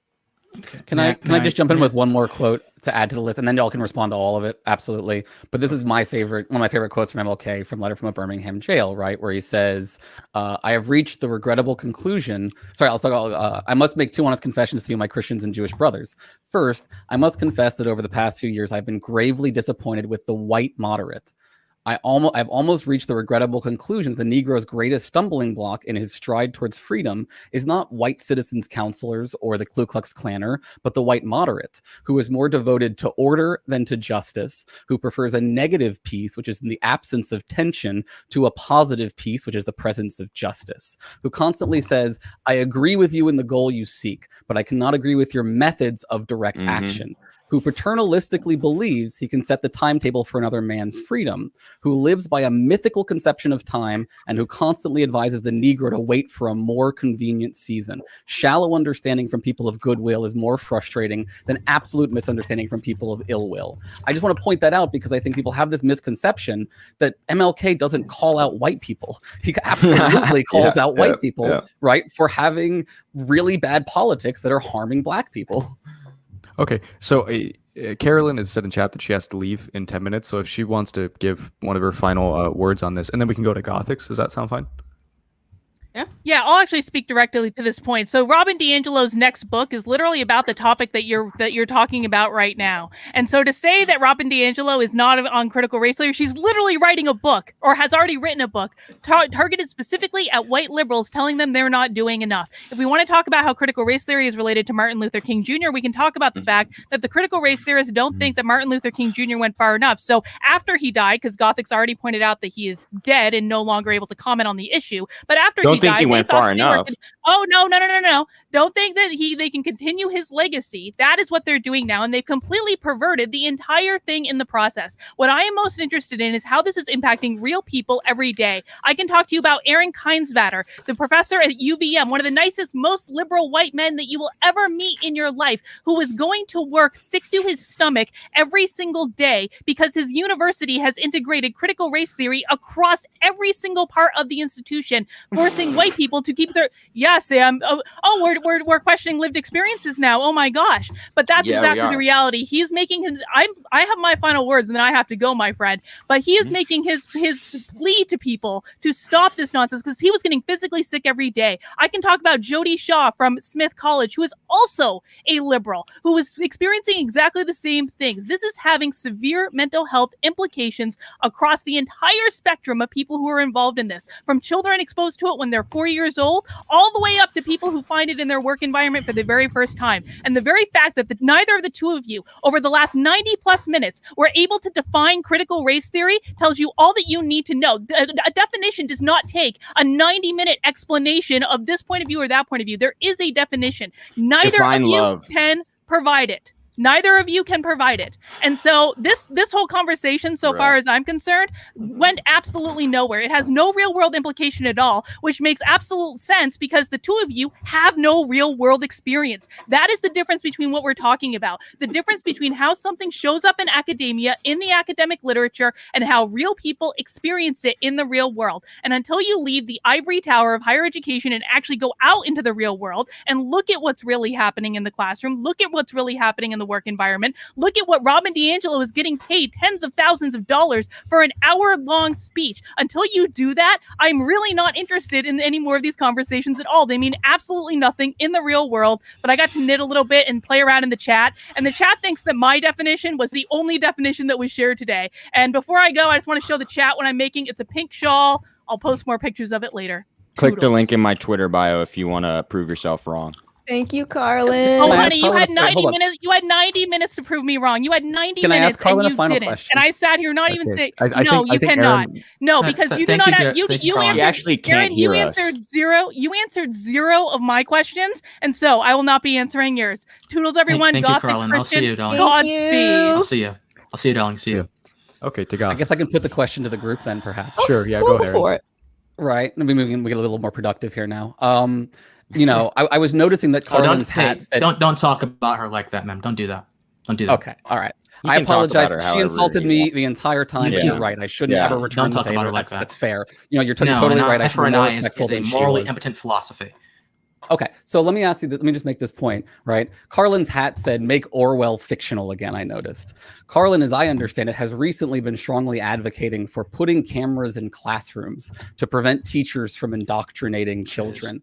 I can't think of a more Orwellian possible illiberal approach, along with the ban the ideas bills. So I point this out because I do not think that she is a consistent person with regard to these arguments and has made so clear over the course of this discussion. But now, please, Gothix, please let's move on. I have to just go back to your comment though, is- because I agree with her. I think there should be cameras in schools. It How do you is- know? You think it's a good Hold on, use hold of on. resources to put cameras Hold in up, schools and, hold up, and hold like up, monitor hold up. teachers for Nah. thought Christian, policing? one second. When they're done, you can. Not thought I have policing. I've been waiting quite patiently. If I may, it is the height of intellectual and moral cowardice for you to attack someone about their positions without them being present. I not tried to going ask her the question. She refused He to take tried the to question. ask her the I am question. not. She left before. I'm not What going about to when you attacked engage- not my Kendi fault. and he I'm wasn't sorry. present? Okay, are you guys going to keep interrupting me, or can I have conversations here? It I is mean, the if you're height going of to cowardice. try to insult me for something I didn't do, then yeah, I'm not going to insulting interrupt you. you. I I'm apologize. saying what you're. You I'm are. You saying just what called you're me a doing. coward. I tried to ask her the No, question and she ran no. away. I said it is the height of cowardice. I didn't say you were a person a coward. It is the height of cowardice to do that. Oh, come Now, on. Quite if a you want splitting hairs. if you want to separately ask the question about cameras in classrooms, that's fine. That's a valid conversation to have. But do not lead with an insult on someone who cannot defend themselves right now. Just don't do that. That's not honorable. It's not like she could defend herself when she What was here. I mean, Kendi couldn't defend himself when you were criticizing him. Sorry, she was terrible to us for the entire hour, and we were so generous. Let's get back And, to the like, discussion. Okay, though. Let's guys. get back to Yeah, the discussion. please, Gothix, put us back You know on what? track. I apologize. Okay, back to the discussion. I don't even freaking know where we left off.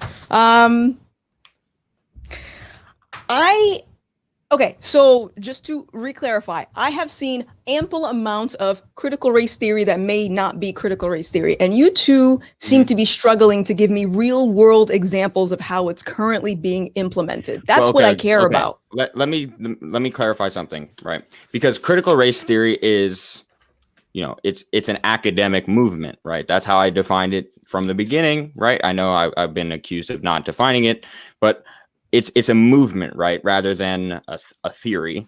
These are scholars who have similar goals and who tackle similar questions, right? So I don't know then what that would look like in terms of applied in the real world, because it's academic scholarship. Like it's not designed to be implemented in K through 12 schools. The stuff that you're seeing in K through 12 schools is different. It's different. I agree with you, but I also think we can give some more concrete examples, right? So to go back to your example of the woman being fired, right? Or not being hired because she was at that intersection, right? So a basic application of this would be pass a rule that says people can bring suits against a company for discrimination on the basis of intersectional identity and not just discrete identities like black or female. And I believe that's what Crenshaw did. Yeah. Right, exactly. Yeah. It wasn't possible prior to this theory. Now it's possible. That is a benefit to all individuals because all individuals exist at the intersections of these different identities. And so they can better address when they are being treated unfairly. That's just I can't imagine a clearer, more concrete application than that. Okay, Christian, do you want to go? Yes. I don't think I fine. have a rebuttal because I don't think you guys are answering my question. No. Can you explain why this not? is- I'm just really confused at this point because it So- seems like a very Because concrete example. I find it concerning that you're advocating for a theory, and we know what theory is, that you can't give me concrete examples of how it's Precisely. being applied. And if that's the Well, case, What do you mean that applied? You just Wait. gave a concrete example. Why is it not a concrete? You just keep saying it's okay. not. Give I'm me not quite understanding give me an why. assignment. Give me an assignment to a student. Hey, student, I want you to Okay. learn about critical race theory. Here you go. What's the assignment? So an assignment would be map out different kinds of identity intersections that you have as part of your identity and observe ways in which you may have been treated differently because you are both gay and black as opposed to just black, for example. That would be a concrete classroom activity that you could They, do. you know, they based on obviously they critical race wouldn't specify which ones to you know, right? Like Aaron is riffing, yeah. Right. I'm like- giving as concrete an example as I can here. Okay. So here, let me give another one, if I may. So my professor, Charles Mills, his first book, The Racial Contract, right? So have you heard of the social contract tradition in political philosophy? Yeah. Right. Okay. So Gothix, this social contract tradition is this idea that like the ways that we should think of our political obligations, right? Why we should obey the state and why the state is actually legitimate is because of, or I mean, there are a couple different ways it plays out. So the original social contract theory was the idea that in order for a state to come into existence, people would leave the state of nature where they're all isolated, come together because they would realize that this would be to the benefit of everyone and make a contract. And they would what, Christian, are you rejecting this account of Thomas Hobbes' theory? Well, okay. Well, so we have to understand there's Rousseau, there's Hobbes, and there's Locke. I'm talking and the about interplay Hobbes. between those two. Okay, so you should have defined that because Locke actually I said says the that first one, right, Locke, which is Hobbes. Okay. Yeah. You should have Right. defined that 'cause there are Hobbes people is who the don't know. originator. Though Hobbes you is could argue the- that right. Plato might be, but yeah. There are people who don't know, but Locke Sure, okay. actually put self-interest as the main reason as to why people go into civil society to protect their property, to protect their rights. I know. I'm just Okay, talking about just the making sure you know. first- Just making the sure. first We instantiation define it. Okay. of social contract theory was That's Thomas fine. Hobbes. And it's And, probably good to mention that Hobbes believed we went into a civil society because the state of nature is war for him. For Hobbes, our I natural don't state think we is need to war get and too brutality. derailed into. Yeah, this the is not philosophy philosophy of one. No, social this is contract very theory and Hobbes. very important stuff. If he's going to use the theory, people should understand the theory. This is very important stuff. Maybe I can go back. Maybe it was my mistake for asking for another example before, because I thought of something. So you said one of the assignments was involving like something about identity, like talking about your identity or your. Mhm. Can you? Okay, so So like analyzing. So like Gothix, what is your identity made up of? Right? Do you identify as black? no, You don't identify. Do you identify as a woman? no, I'm a human. So you don't identify with any descriptors beyond human. No. Okay. So I would find that to be a very interesting lived experience, and I would be curious to know a lot more about it because it is very alien to the kind of lived experiences that I've experienced myself or heard from other human beings. So Okay, please so- tell me about how being just a human works. Okay, cool. So actually in the reverse, because if we're looking at specific descriptors of identity like black, gay, whatever, does that mean that those descriptors somehow speak to your life experience? So they can they won't necessitate your experience, right? But they are likely to be contributing factors in the way that your experience goes. So if you are The way a that black people person, treat you, right? Yeah, right, people if you're a might black treat you person for in America, right? There's statistical evidence that you are more likely to suffer physical violence or escalation from a police officer. This is by the way, for folks who are curious, this is from the Roland Fryer study of violence and racial policing that was very popular amongst the anti-woke because the headline was there's no disparity amongst shootings, but the bottom line was there's a bunch of systemic racial disparity at every other level of policing. So yeah, I think it's impossible for me to imagine that you have gone through your entire life never being impacted disparately in any way because of features of you besides being a human. You can certainly choose internally to not identify with any of those terms, but I'm fairly certain people look at you and they see certain things about you and they believe certain things and act in certain ways towards you as a result. Well, I must say, about the disparity. The disparity. Okay. All right. I mean, it was directed at Gothix. Hold on, because okay. Okay, so I have a little bit of I think I'm getting a little I'm curious why I have two white men suggesting to a black woman that my identity should have something to correlate with my experience. That to me, that seems a little bit racist. It seems a little bit stereotypical. Wait. No, it's not a stereotype at all. It's not a stereotype at all. It's true of everybody.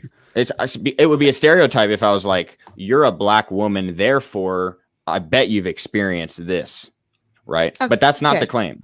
All right, and so you brought up, like, for example, the statistic data of police shootings and stuff like that.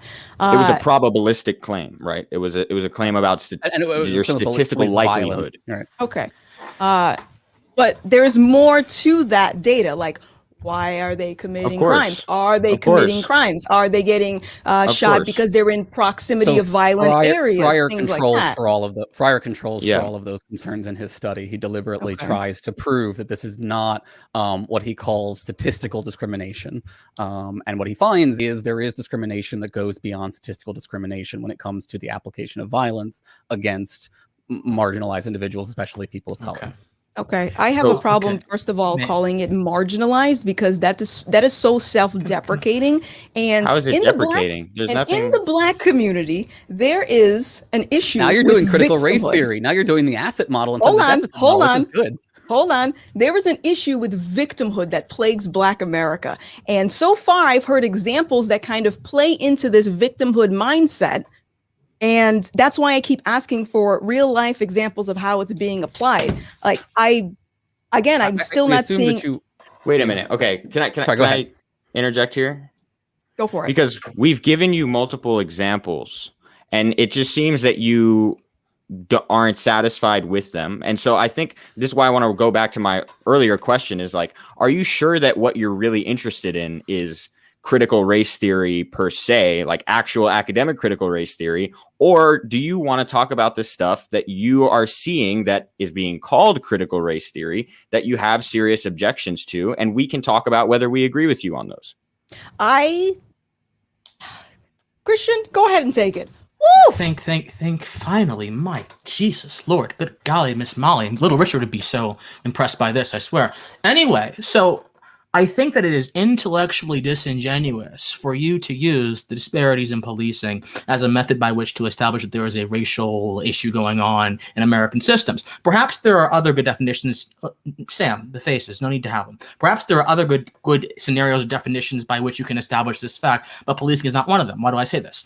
The Professor Peter Moskos, the New York Times at John Jay College, he actually examined, at least this is the case for New York City. Now, New York City is actually where a lot of critical race theorists say, okay, stop and frisk was inherently racist. That's where a lot of them actually pull from their data. Now, there's other instances, but that's their main point. So Professor Peter Moskos says in a piece for the New York Times that he wrote a few years ago that the reflection of imprisonment and incarceration for Black folks in New York City has to do with the violence in poor African American communities. And he mentions how there is disparities in how much crime is committed in different communities. For Hispanics, for whites, the homicide rates are intentionally low, whereas for Black individuals, according to Peter Moskos, the homicide rates are actually very, very high. So to say, as a foregone conclusion, that race must be the reason as to why there is a racial disparity is to once again use the critical race theory method of holding an equity. You're talking about Roland Fryer's study right now. You realize that, right? As a necessary means of establishing racism.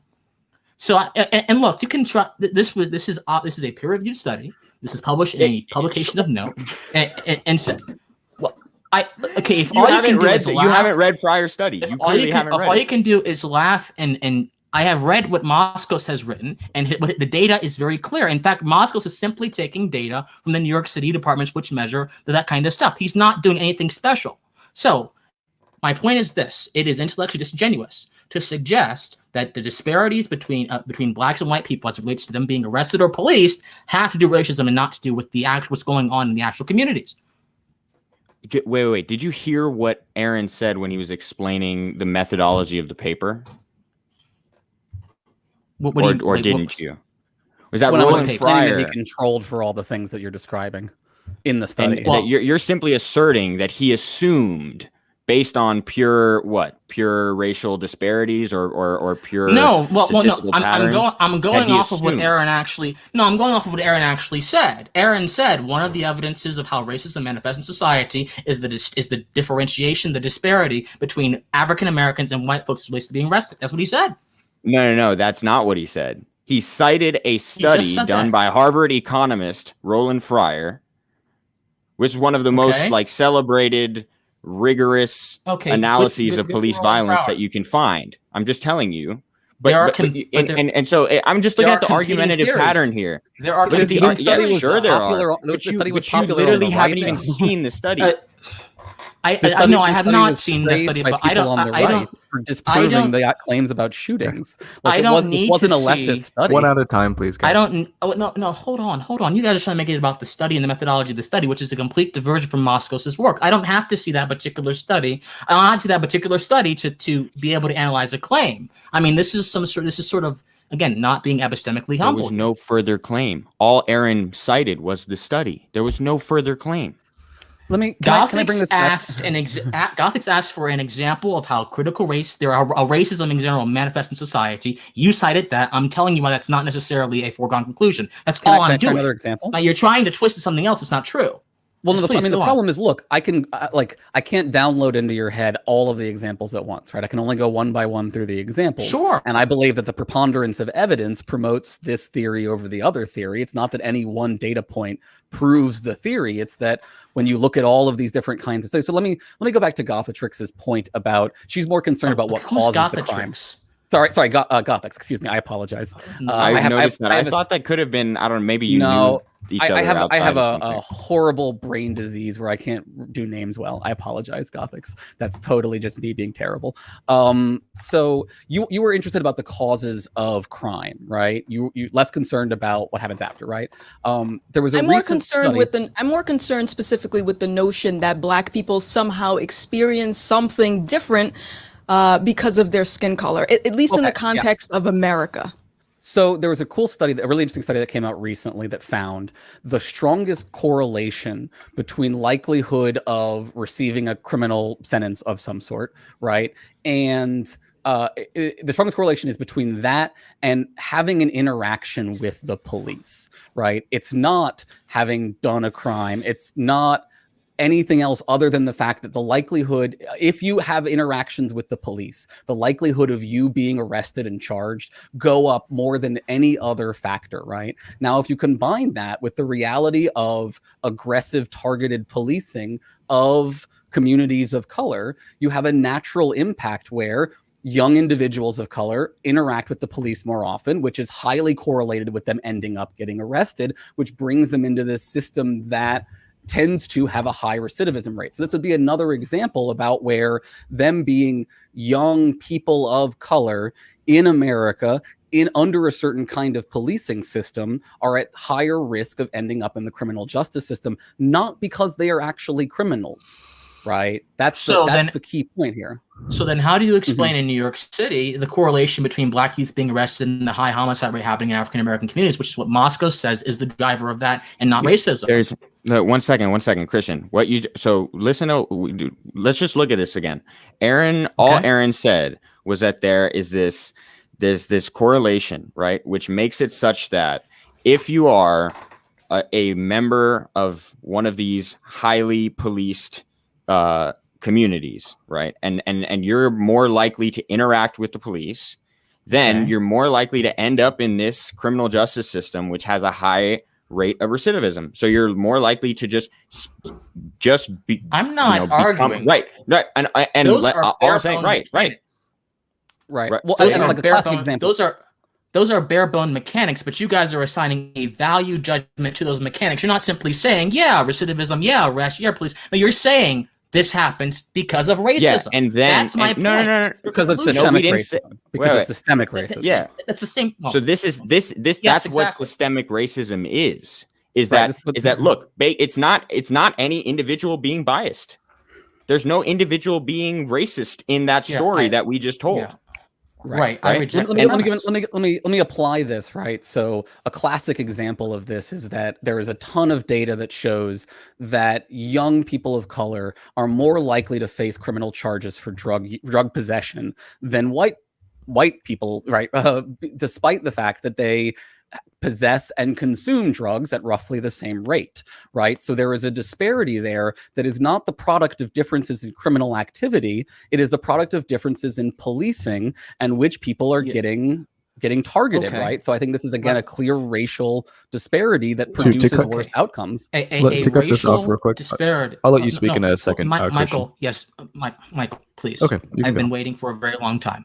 A racial disparity is not the same thing as a racist outcome, or at least I don't think it is. Yeah, no, that's right. No, you're right. it is not the same. I know, you're right. So we can acknowledge that there are indeed racial disparities everywhere. I want to know the root problem. I want to know the root cause here. Now, again, if we measure this, however, as a manner of inequity, then I suppose, and this is why there's a perception of people thinking that everything is seen as racist by these people, because a lot of things are unequal. A lot of social relations are unequal. And so you're saying there is an inequity between the policing of black neighborhoods and white neighborhoods. That by itself is not anything descriptive beyond that there is something that's happening. Now, you guys are trying to be eisegetical. You're actually saying, okay, there's this sort of thing that's going on there, and this is why it's happening. And I'm trying to tell you that there could be other reasons as to why it's happening, and those reasons are omitted by believing that systemic racism is the primary or root cause.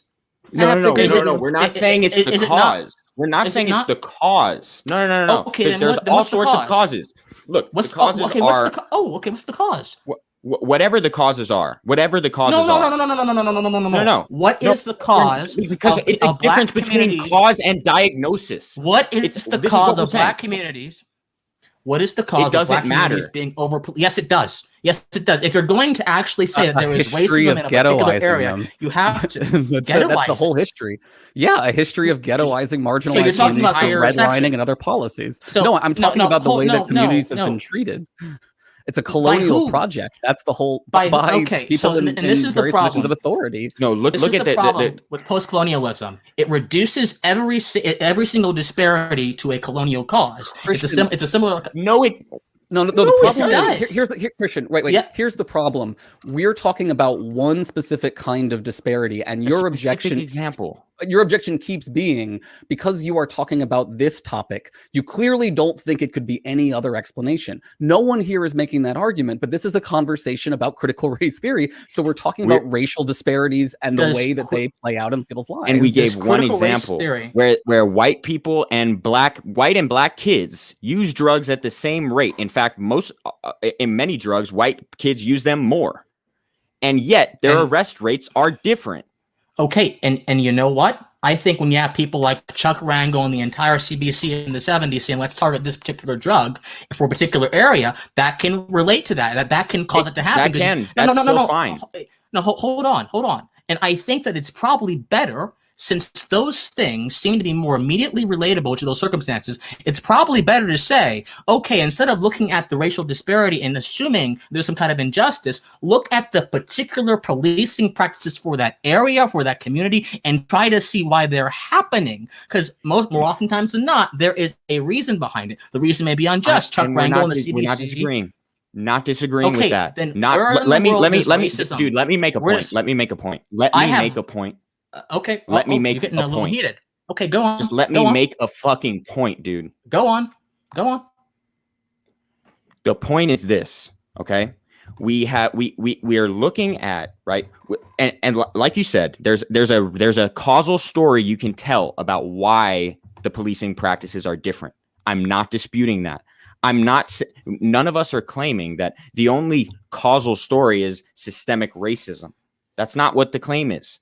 The claim is when you have this, no matter what the causal story is, you have two individuals who, for the relevant purposes, are behaving the same way in terms of, or two populations who are behaving the same way, white kids, black kids, possessing drugs at the same rate, right?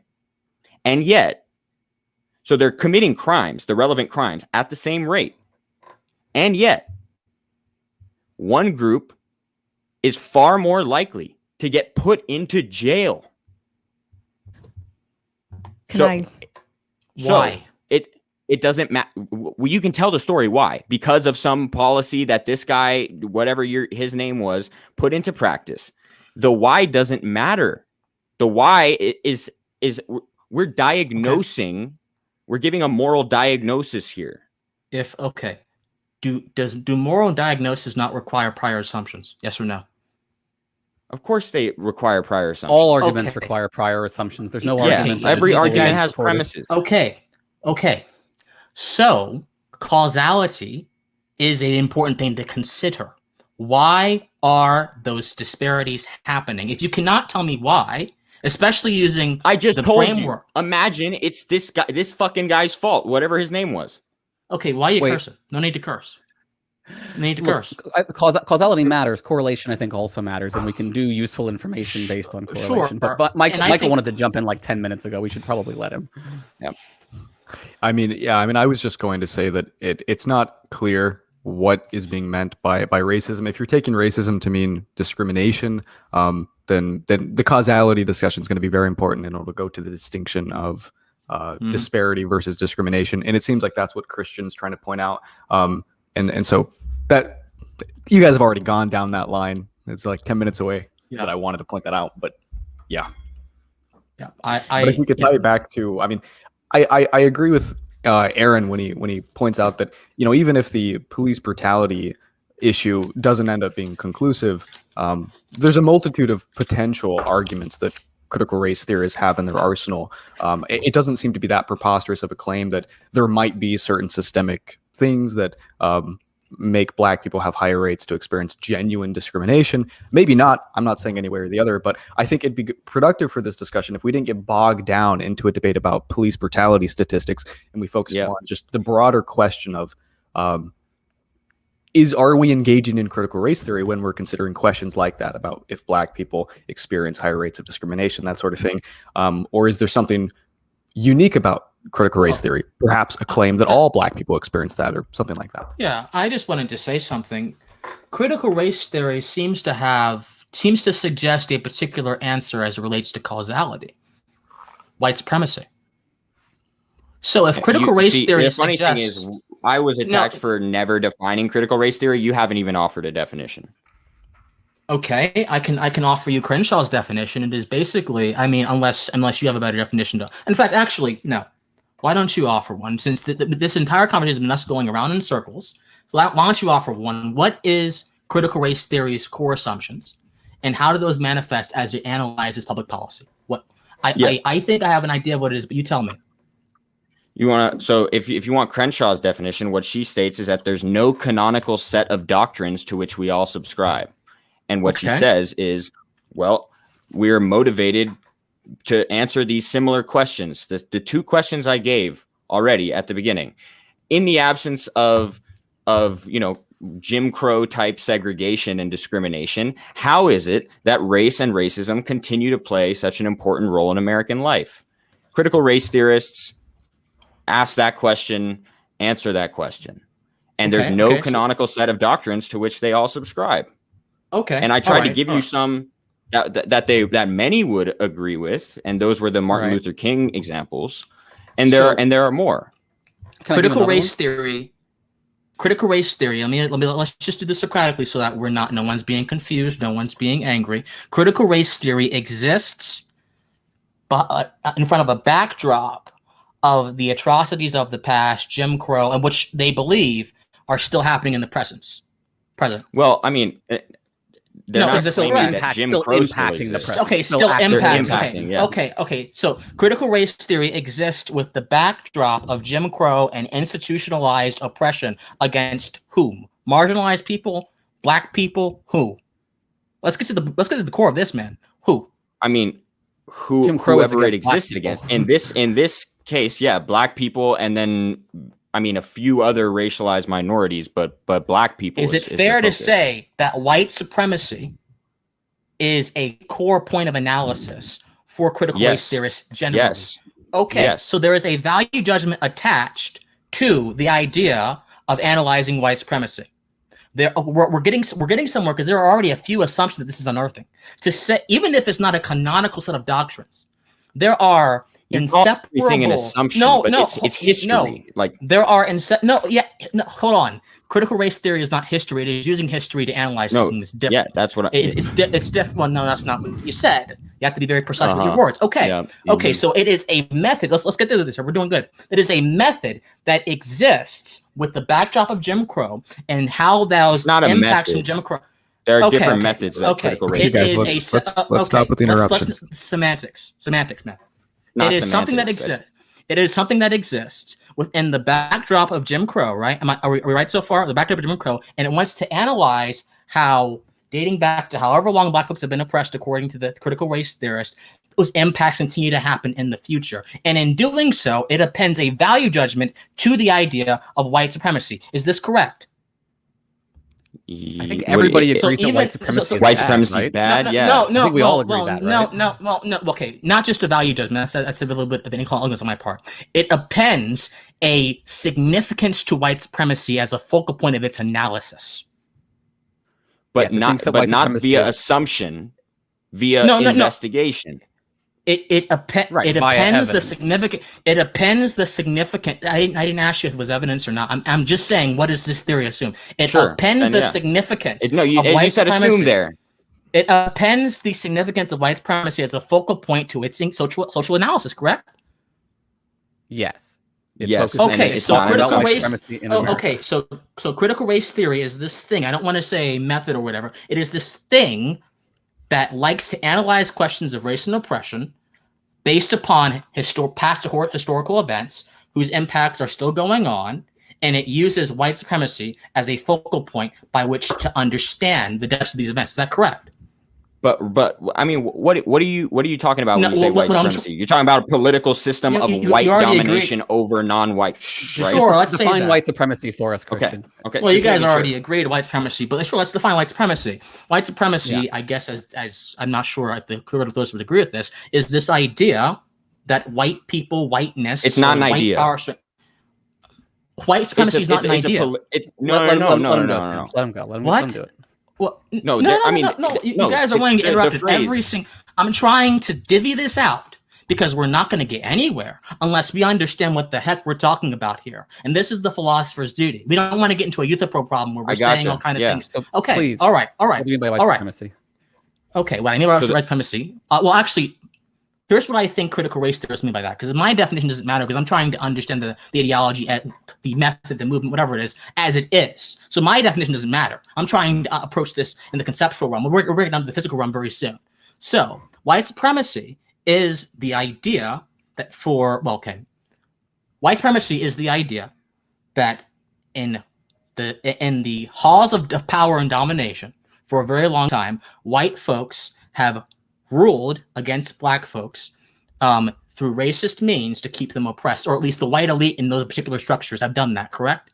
And this, of course, the derivatives of this idea are ideas of how whiteness is a social currency and how, whiteness and things of that sort, meld with our actions. Sometimes people want to be white adjacent, so they may not necessarily recognize the ills of racism or the ills of that and this because they're being white adjacent. So this is correct, right? Yep, I think that's Yeah, all. yeah. fairly Okay. accurate, yeah. Okay, so this is not just a movement without any definition. This is an idea, a method rather, that uses a not a particular method. controlling. It uses a particular controlling variable, white supremacy, and it uses a backdrop of analysis history to get to certain conclusions. This is a controlling method. variable. This is a method. Yes, You're adding a defined lot variable. of terms in here that are very specialized, and No. I don't think it Yeah. helps with the understanding. Is this incorrect though? I mean, Yeah, we're because trying you to used a get bunch of terms that were not helpful. But I mean, like let's come back to the I feel like it's better to stay in the concrete, and I think that Okay, Gothix is so right hold up. on. First, we didn't define critical race theory enough. Now, when we try to define it philosophically, we're being too abstract. I wanted to give But I you wanted to give an can't- example of white supremacy that would help clarify the definition. That is secondary to the definition. Okay, go on. I just think that we generally agree with you. Sorry, Gothix, you go ahead. No, I'm just holding on to an idea ages ago, and I wanted to circle back to it again. Let's do it. Okay, so you guys had an example of like the police shootings, for example, and two people, one race getting a less sentencing, stuff like that, right? Wait. Shootings? I don't think we were talking about shootings. You mentioned like an example. I don't really remember. Are you talking about the crack and the cocaine, or what are you talking about? No, he's talking about the Fryer study and then the police violence. The police violence. Yeah. Okay. Let's say the police violence. This is my issue with critical race theory, is that it's this blanket solution to a problem that I don't even think it exists, and I haven't had an example of that. Now this is my issue, is that with critical race theory, it's not addressing the root problem, because you said that sorry, I got a fan going right now. You said that certain people get like I'm sorry, can you repeat yourself again? What did you say? I should have let the note for that. Different people experience, probabilistically outcomes because of their intersecting identities. Some people are more likely to experience police violence in virtue of being a particular, like, of an ethnic group or a racial group. Yeah. Okay, so God. So what I want to know is, like, why are we not? Whenever I have these conversations, nobody ever mentions culture is my problem. It doesn't seem like we talk about statistics, but why are those things happening? And you guys said that those things don't matter. So there's a lot of discussion of culture in critical race theory, like the non-dominant cultural capital stuff that I was discussing earlier, right? They draw heavily on folks like Bourdieu, who's a critical theorist, but who presents theories for why these sort of disparities persist and why culture reproduces these disparate outcomes in various kinds of ways, which can include analysis of the cultures of people of color and the ways in which those particular cultures may be reinforcing these kinds of problems as well. Okay. Yeah, for instance, another example, if you look at, people love to talk about how the certain Asian immigrant populations earn more money, on the median than the white median in the United States, right? And if you look closer at the data, it pretty much all has to do with how recently the family has immigrated into the United States, right? Recent immigrants make more money than the children of those immigrants make less. And then by the time you get to like the third generation, I think it is, the disparity between those Asians, how much money those Asians end up making, and then like the average white person whose family's been here for several generations is gone. And that's a cultural thing, right? Your immigration culture, that you carry a certain set of values with you as an immigrant that someone who was born here just doesn't. So there's an example.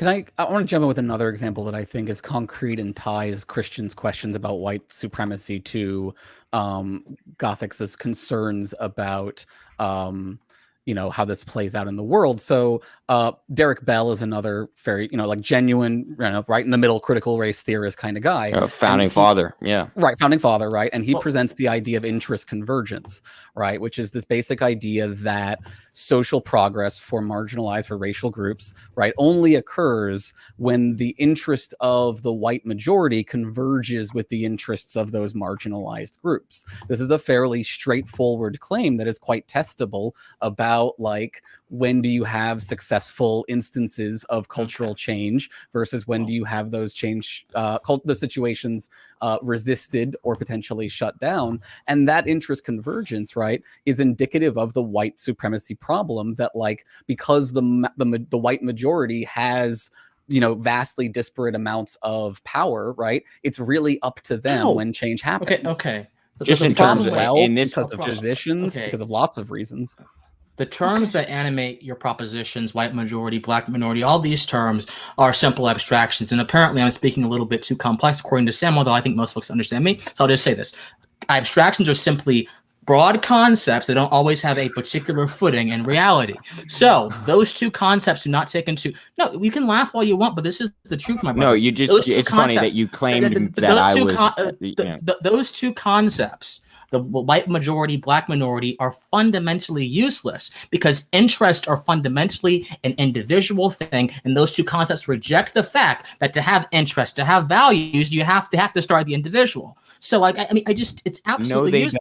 No, even amongst propositions, even amongst propositions, can I please finish? Look, you guys, I'm starting with the premise. It's just not clear when you're ever done. I'm trying to work. Well, what I'm saying is saying the white majority, the black minority, and assuming that both of them have unified interests is nonsense. Or at least not what I'm saying. Assuming that they have unified interests, that they all have the same interest, not at all. Hey guys, let's not interrupt. Well, we got to stop him from putting words in our mouths, right? Finish your statement, and then we can hear them respond. Okay. Let me actually go back a little bit, since apparently they mentioned a theory that mentioned white supremacy as it relates to group interests, and group interests are, in my opinion, fundamentally meaningless because they reject the very real, concrete, and individual relationships that establish interests. In fact, if you want to go with a natural law theorist, Emery Vattel says all interests start with the individual self-love of the human being, and those go towards social interests, which form on a contract basis. These things are not necessarily predicated upon race. But when you say white majority or black majority, you talk about interest in those contexts, you are assigning those interests a value judgment of race. This may seem like yes, you are. Yes, you are. You're describing who has those interests. We're describing how. Let me be clear. Okay, right? You can absolutely have conversations about the way that groups are statistically impacted and the way that large groups behave. Wait. Let me finish. Right? Behave in ways that have sort of these broad, discernible outcomes. Now, there are critical race theorists and post-colonialists who absolutely are sympathetic to your claims about how we shouldn't give monolithic approaches to Black communities, for example, right? It is not true that all Black people have the same experience. And in fact, one of the key points of critical race theory was they don't all have the same experiences because of their intersecting identities and a variety of these other experience. Because of a lot of other factors, and lived experience. Right? So what I'm saying is, right, rather than trying to create a monolithic essentializing narrative for these groups, critical race theory and these other theories that you seem opposed to are very much against that and are working very hard to question those monolithic approaches and those monolithic essentializing narratives. They give descriptive quality to the terms. We're going to transition after this to the Q&A for the chat. So if you guys want to give a closing, you can both give a closing response on this topic. I'll close off very quickly with this. Critical race theorists treat racial terms as descriptive. They think there are certain descriptions to whiteness, there are certain descriptions to blackness, there are certain qualities these things need to be taken up. Yes, for whiteness, and this is, I'm just using an example from like Sean King, who thinks that whiteness is the greatest threat to Black people. There are descriptions. Sean King, critical race theorist. I'm not saying he's a critical race. Goodness sakes. My point is, whiteness is an idea that exists in the critical race theory space, and it has a description rather than actually being treated as it should be, as a phenotypical, meaningless term that has absolutely nothing to do with the inherent worth, quality, or actions of someone. But of course, this is the idea of white privilege, that there is some sort of descriptive quality to the fact that you're white. And so regardless of anything, I think that's a very wrong way to treat things that are in reality not really descriptive and are given social significance by society. And I think critical race theorists would agree on that somewhat, but they would still go ahead and go on to define those things as being significant inherently given the the categories of oppression and the systems of oppression that apparently plague American society. So anyway, to close off, I don't want individuals to think that this debate wasn't productive.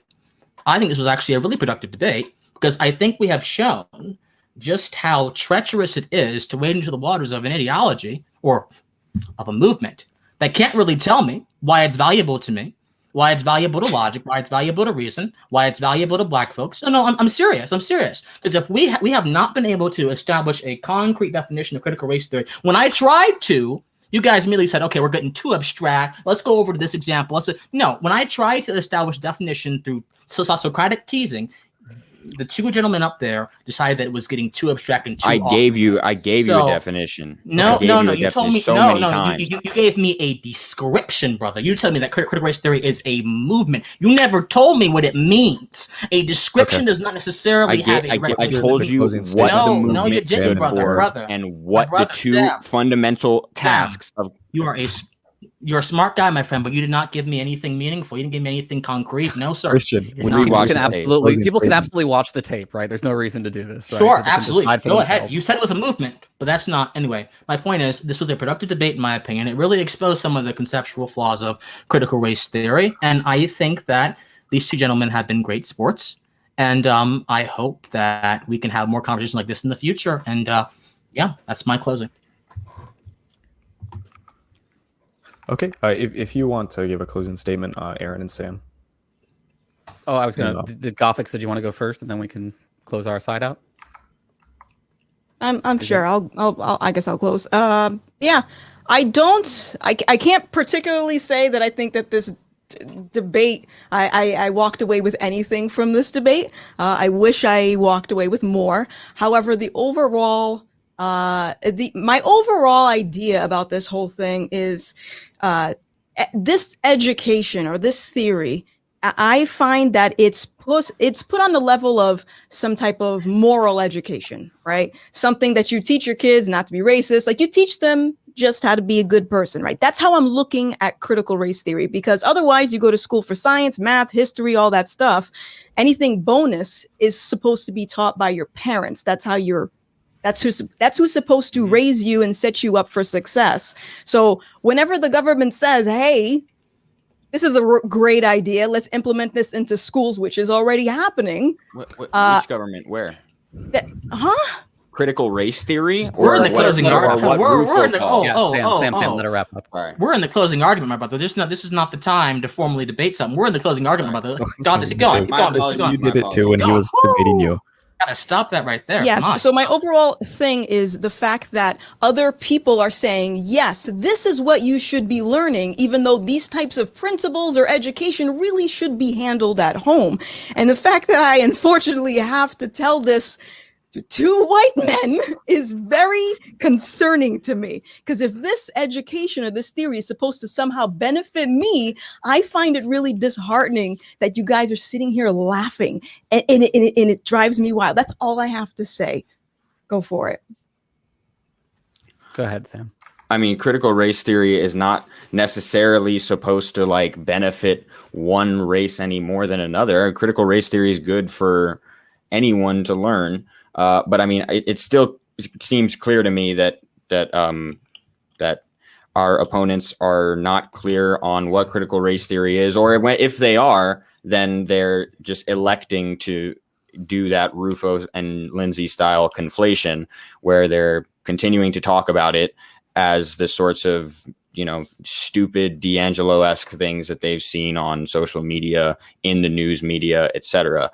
I mean, I defined critical race theory as well as one can define it, because it does sort of elude, a necessary and sufficient conditions style analysis, right? Not everything can be pinned down in such a way. I'm sure Christian would recognize that. Some things we can only give at best an approximation, a cluster concept. And that's what I did. I said, look, critical race theory is a movement of scholars. It's an academic movement. They're interested in understanding how race and racism continue to play such an important role in American life after all of this landmark civil rights legislation that was supposed to bring us to a state of racial equality.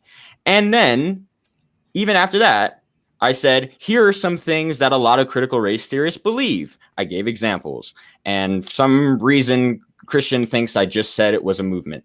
Anyways, I mean, I'd love to continue the discussion more, but it seems like when we were giving the examples that were asked for, they were just sort of either brushed under the rug or just taken as not representative or unsatisfying. And I mean, at that point, I don't know what else to do. Great. So, yeah, I'll finish up. I, like Gothix, I'm more concerned by the real world consequences than the intentions or which theory something falls under, right? And as I said in my opening statement, my concern here is that I think that the attacks on critical race theory in school are part of the continuation of a very real Southern strategy by the GOP to activate white racial animus for the sake of political power. So what I want to do is, and if I may paraphrase Gothix here, it's unfortunate that I have to quote these things to two Black individuals, but I want to point out this is a quote from Lee Atwater, who is an advisor of Ronald Reagan, who we've talked about here several times. And I'll say, content warning, right? N-word. Y'all don't quote me on this.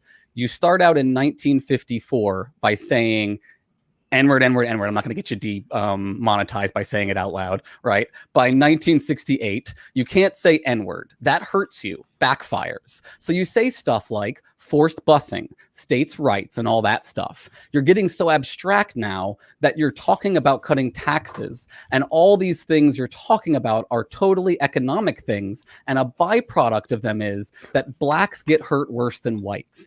And subconsciously, maybe that is part of it. I'm not saying that, but I'm saying that if it's getting that abstract and that coded, that we are doing away with the racial problem one way or the other. You follow me? Because obviously sitting around saying we want to cut this is much more abstract than even the busing thing, and a hell of a lot more abstract than N-word, N-word. So any way you look at it, race is coming on the back burner. So this is Lee Atwater very clearly laying out the strategy of using racist dog whistles when overt racism was no longer ethically acceptable. And they do this by the use of coded terms, by the conflations of language. And I want to compare this with two quotes from Chris Rufo that Sam has referenced here. These are two tweets he put out. He said, "We have successfully frozen their brand, critical race theory, into the public conversation and are steadily driving up negative perceptions. We will eventually turn it toxic, and we will put all of the various cultural insanities under that brand category. The goal is to have the public read something crazy in the newspaper and immediately think critical race theory. Right. We have decodified the term and will recodify it to annex the entire range of cultural constructions that are unpopular with America." So there he is giving the whole game away, explaining that what we're doing here is using coded language to make people afraid of racial progress, of these kinds of issues, without explicitly saying, and this is just my interpretation, right? You can disagree or not, but this is what I'm concerned about. And so I want to share that concern and say, I think the reason that Gothix is confused about what critical race theory is because the critics of critical race theory have deliberately tried to muddy the waters here to make it easier for them to engage in this Southern strategy political agenda. That's not why I'm confused. I'm confused because you guys can't define it. That's just First I'm just of giving all, my closing opinion. You ended on a false equivalency, and you're using loaded language rhetorically. You're trying to conflate. I thought we were in closing statements. Let's let him do this. Let's let him close it out. Let's do. Okay, I think Q&A. Is that it? Okay. Are you done there? Yeah. Okay. So yeah, to move over to the Q&A, chat can ask questions. I have a few from the super chats that I've seen. We can just ask the panel, and if anyone wants to respond to it in specific. So my question is for Christian and Gothix. Do either of you know what redlining is, and is it still happening? Yes. And, so after you respond, if one of the from the other side wants to respond as well, you can do that. So redlining was a practice back in the 40s, 50s. It was outlawed sometime then as well, in which the government would go ahead and they would quite literally district. Okay, Sam, They were quite literally district black people into particular communities and particular neighborhoods, and it had an impact on, or the theory goes, it had an impact on the amount of wealth they were able to accrue. It was kind of the precursor to a lot of crimes, a lot of things that were associated with black people, which is a part of the entire racist thing. The thing is, redlining has been banned since like 70 so years. There is a department of the United States government that it actively investigates and polices the practices of religious organizations and other organizations to make sure that they're not doing redlining. And I think that it is a poor way. Redlining is oftentimes used to explain why African Americans are sometimes denied loans for houses and why their credit may not be necessarily entirely good. And of course, this is obviously a very, very, very poor way of trying to explain that. I think that you can explain. No, I mean, no, okay. I mean, you can explain these things through a much better way than trying to appeal to something that happened about 70 plus years ago. And it is not entirely sure if that thing still has an impact on the same things it may have had back then. So I think that the way redlining is what? Oh, sorry. Go ahead. I was just going to ask you, would you agree that there are people alive today who were redlined into their houses? That's not the contention. Yeah, sure, there are people alive today who were redlined a long time ago. Now, did redlining keep them impacted by the redlining? No, but no, I didn't say that. I literally said, you're being dishonest here. I literally said that redlining impacted people and put them into communities and it affected their wealth. I never said there was no impact. What I'm saying is that it is not a good explainer for some of the financial phenomena you see in the black community today. But some people, right, because they were put into certain neighborhoods back then, have been their financial situation has been restricted and continues to be today. So I mean, at least some problems are definitely going to be due to that. You're and like you just said, you're assuming a universal kind of determinism to redlining. You're assuming that since it had an impact, a very foul impact, I might say, in the 40s and 50s, it must have an impact on the financial health of people who were similarly impacted because they were, by the way they looked. I don't think that's a logical what's assumption. your input on this? I honestly don't have any input on this. I have no input. Christian, I think we can agree, right, that like school systems are more segregated today, or at least as segregated today as they were during for different reasons. Well, yeah, because the government and the government, the school superintendents, and the school and the teachers' unions all force minority parents to have their kids within the school district in their zip code. Yes, in Chicago, particularly, this is a problem. When wasn't it the conservatives who fought? No. The school district forced the false equivalencies and the diversions that you're making here. Let me finish my point. My point is this. There are school districts and teachers unions who have a vested stake in keeping minority students trapped in mediocre educational institutions. This is why when school choice was introduced in Chicago, the superintendents of all the school districts and the teachers came out and said, this is a bad idea because it undermines public education. Wait. You don't think there's any other reason besides that they wanted to just keep them trapped in school? Christian, you never stop talking. We have to get involved at some point. Let me finish my point. I didn't say this was the only reason, but it is a big reason. No, they have a vested stake. The superintendents have a vested stake in keeping kids in public schools because it's their paycheck. Oh yeah, there's many more reasons. Oh yeah, they have a vested stake. Borders on conspiracy theory. This is not a conspiracy theory. Yeah, let's just move on. End it on this one, if we can move on a little bit. Okay, question. My question is, how is prescribing any general experience to a person based purely on how they identify, not creating/supporting a stereotype? I assume this is mostly directed towards the pro CRT side, if you guys want to take it off. Can you repeat it? How did they phrase it? Sure. Yeah. How is prescribing any general experience to a person based purely on how they identify, not creating/supporting the stereotype? Okay, so to clarify, what we claimed was groups of individuals are at higher risk of experiencing certain things because of that group membership. We are not saying every individual in that group necessarily experiences that or necessarily has some property because they are a member of that group. These are, right, statistical claims, right? So I just want to clarify that would be essentialism, and we are against essentialism. Right. Okay. Did anyone want to clarify, or are you guys in agreement with that, Christian and Gothix? An agreement with what? Essentialism being bad? No, just We can move on because there's another question directed towards them. Are you concerned, to Sam and Aaron, are you concerned that critical race theory has become like communism on paper and communism in reality due to people using the bastard version?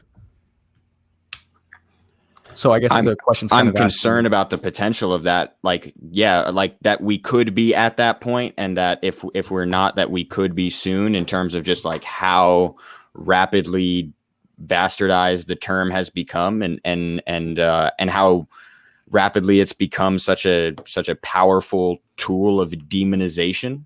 Yeah, I am concerned about that. Yeah.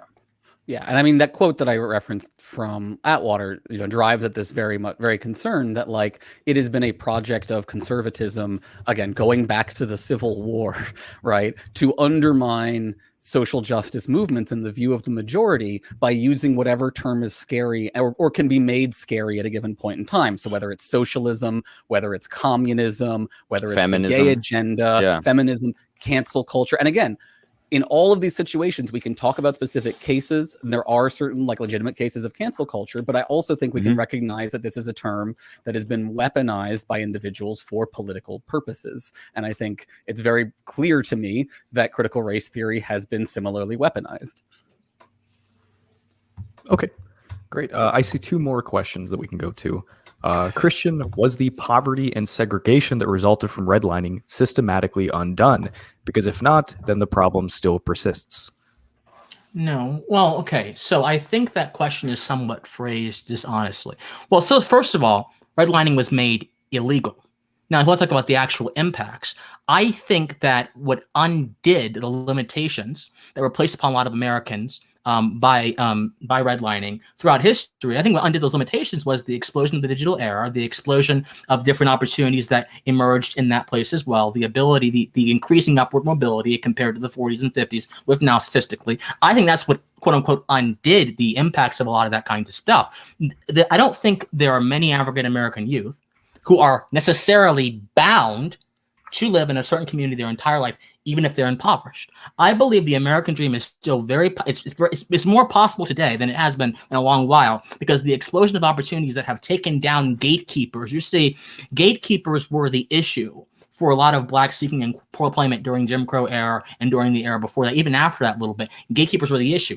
In this largely decentralized space that we're in, gatekeeping is no longer a big issue. So I think there have been a cacophony of things relating to human, social, and political progress in America that have opened up opportunities for African Americans to succeed and not be bound by the regulations of the past.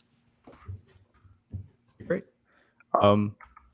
Another question to the Aaron and Sam side. If CRT is a movement, I guess just to summarize, what are the concrete goals that the movement seeks to achieve in as short as possible? It wants to eliminate racial injustice, and it wants to, most critical race theorists, because they adopt, Crenshaw's imperative of intersectionality, want to eliminate all forms of systematic or institutional injustice that exist, and to achieve a more like sort of fair, egalitarian society. Okay. Yeah, and I said there were. Oh yeah, you can go. No, I'll add there. I know that there is another sort of boogeyman term on the right, which is equity, and this idea that equity is conflated with radical equality of outcome. I think that was what Carlin was trying to get at earlier. And I think the gulags. I just want to make it. I just want to help people understand. In my opinion, equity should not be viewed as this crazy controversial term, right? I think we all want fair outcomes, right? And the debate is just over what counts as a fair outcome, which is an important ethical debate to have. But when you hear people talking about, equity or equity of outcomes, right, they are not saying radical communist equity. They are saying, we want to eliminate the disparity in policing, like we've been talking about. We want to eliminate, wealth disparities that are the result of histories of slavery and marginalization, right? Okay, great. I know I said two more questions, but some more super chats popped up. If you have a question, chat, I'm just going to do these next two, even if you donate more. So these are the final two questions because they paid for them. So how is critical race theory not exactly the same Marxist point of view. Swap bourgeoisie for whites and proletariat for minorities. It's still oppressed versus oppressor as primary. Well, for instance, it's not the case that just unilaterally white people hire minorities the way that basically unilaterally the bourgeoisie hires the proletariat under the Marxian framework. That just doesn't make sense. And when you really start to look at it, if you imagine somehow replacing class with race, as if critical race theorists don't also care about class, it really doesn't make any sense whatsoever. You can be a critical race theorist and a Marxist. You could, but there's in no way is just critical race theory at its core just a sort of replacement. No, it doesn't make sense. Yeah, and let me add in there, right? If the question is why does this theory, method, whatever we want to call it, right, frame everything in terms of oppressor versus oppression, right? It's because it's a theory about oppression, right? It's a theory about power and power dynamics. It's sort of like asking the question, why is this theory of physics about these particles, right? That's what the theory is about. So that's the lens that is being applied there, I think. Also, I want to point out, it does not claim that all white people are oppressors. That's not a claim of critical race theory, that all white people are oppressors. Yeah. That is a theory. That is a claim that you could find in places like Afro-pessimism, possibly, right? Or a D'Angelo, maybe, yeah. Or maybe a D'Angelo, right? There are people who will. I don't want to, downplay that there are people who, again, misuse these concepts and take them too far and use them too strongly, right? And that those things are bad and should be addressed. Absolutely. It's just that I do not think that they warrant the concern about the communist overtaking of Western civilization that some have made them out to be. Okay. If anyone from the other side wants to make any statements about that, if not, I'll go on to the final question. Just go right ahead. Okay. The final question, again, seems to be directed towards the pro-CRT side. We can try to fix racism, but disparities will still exist. Are we going to make policies based on race to fix these disparities? Isn't this racism? It's a good question. So I personally don't think that. So, I mean, if you look at the kinds of affirmative action policies that exist on like the level of higher education, they have to be justified in terms of the goal of the diversity of the institution. I don't think that that's a very good reason to have these sorts of policies. I think if there is any good reason to so-called discriminate in favor of certain groups, it's on a historical basis. So it would be as a part of a sort of like reparation style program where it wouldn't be based on simply being black, right? Because there are black people in this country who have recently immigrated and whose family and ancestors did not suffer the injustices of Jim Crow, slavery, etc. And I think that the justification for such, corrective policies would be historical and would go specifically to like American descendants of slave. And it would be a very difficult one to do. So but I mean, there are some critical race theorists who might argue for, just race specific policies. I personally don't think that that's the right approach. Yeah, I will say when I teach ethics, I do affirmative action as part of our conversation, and we talk about preferential affirmative action versus procedural affirmative action, which is the distinction that's being raised here. And I think there are good arguments to be made for some degree of preferential affirmative action. For example, there's data that suggests that the racial wealth gap is not likely to ever close if we use purely colorblind policies for dealing with it. I want to bring in a quote here from Lyndon Johnson that I think is very important here. Lyndon Johnson being the guy who signs the Civil Rights Amendments, right? Civil Rights Act. He says, "You do not take a person who for years has been hobbled by chains and liberate him, bring him up to the starting line of a race, then say you are free to compete with all the others and still justly believe that you have been completely fair.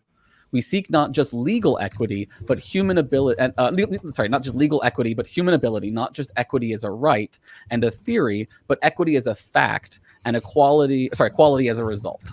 So, what he's saying there is some argument to be made that it can be ethical to have policies that take into account people's race or sex or a variety of other kinds of factors when trying to counteract historic marginalization. There's a lot of good ethical debates about whether that actually works or not, about the potential consequences of those systems, and I'm not waving those things aside, but I don't think it's as black and white as we can all just agree that procedural affirmative action good, preferential affirmative action bad.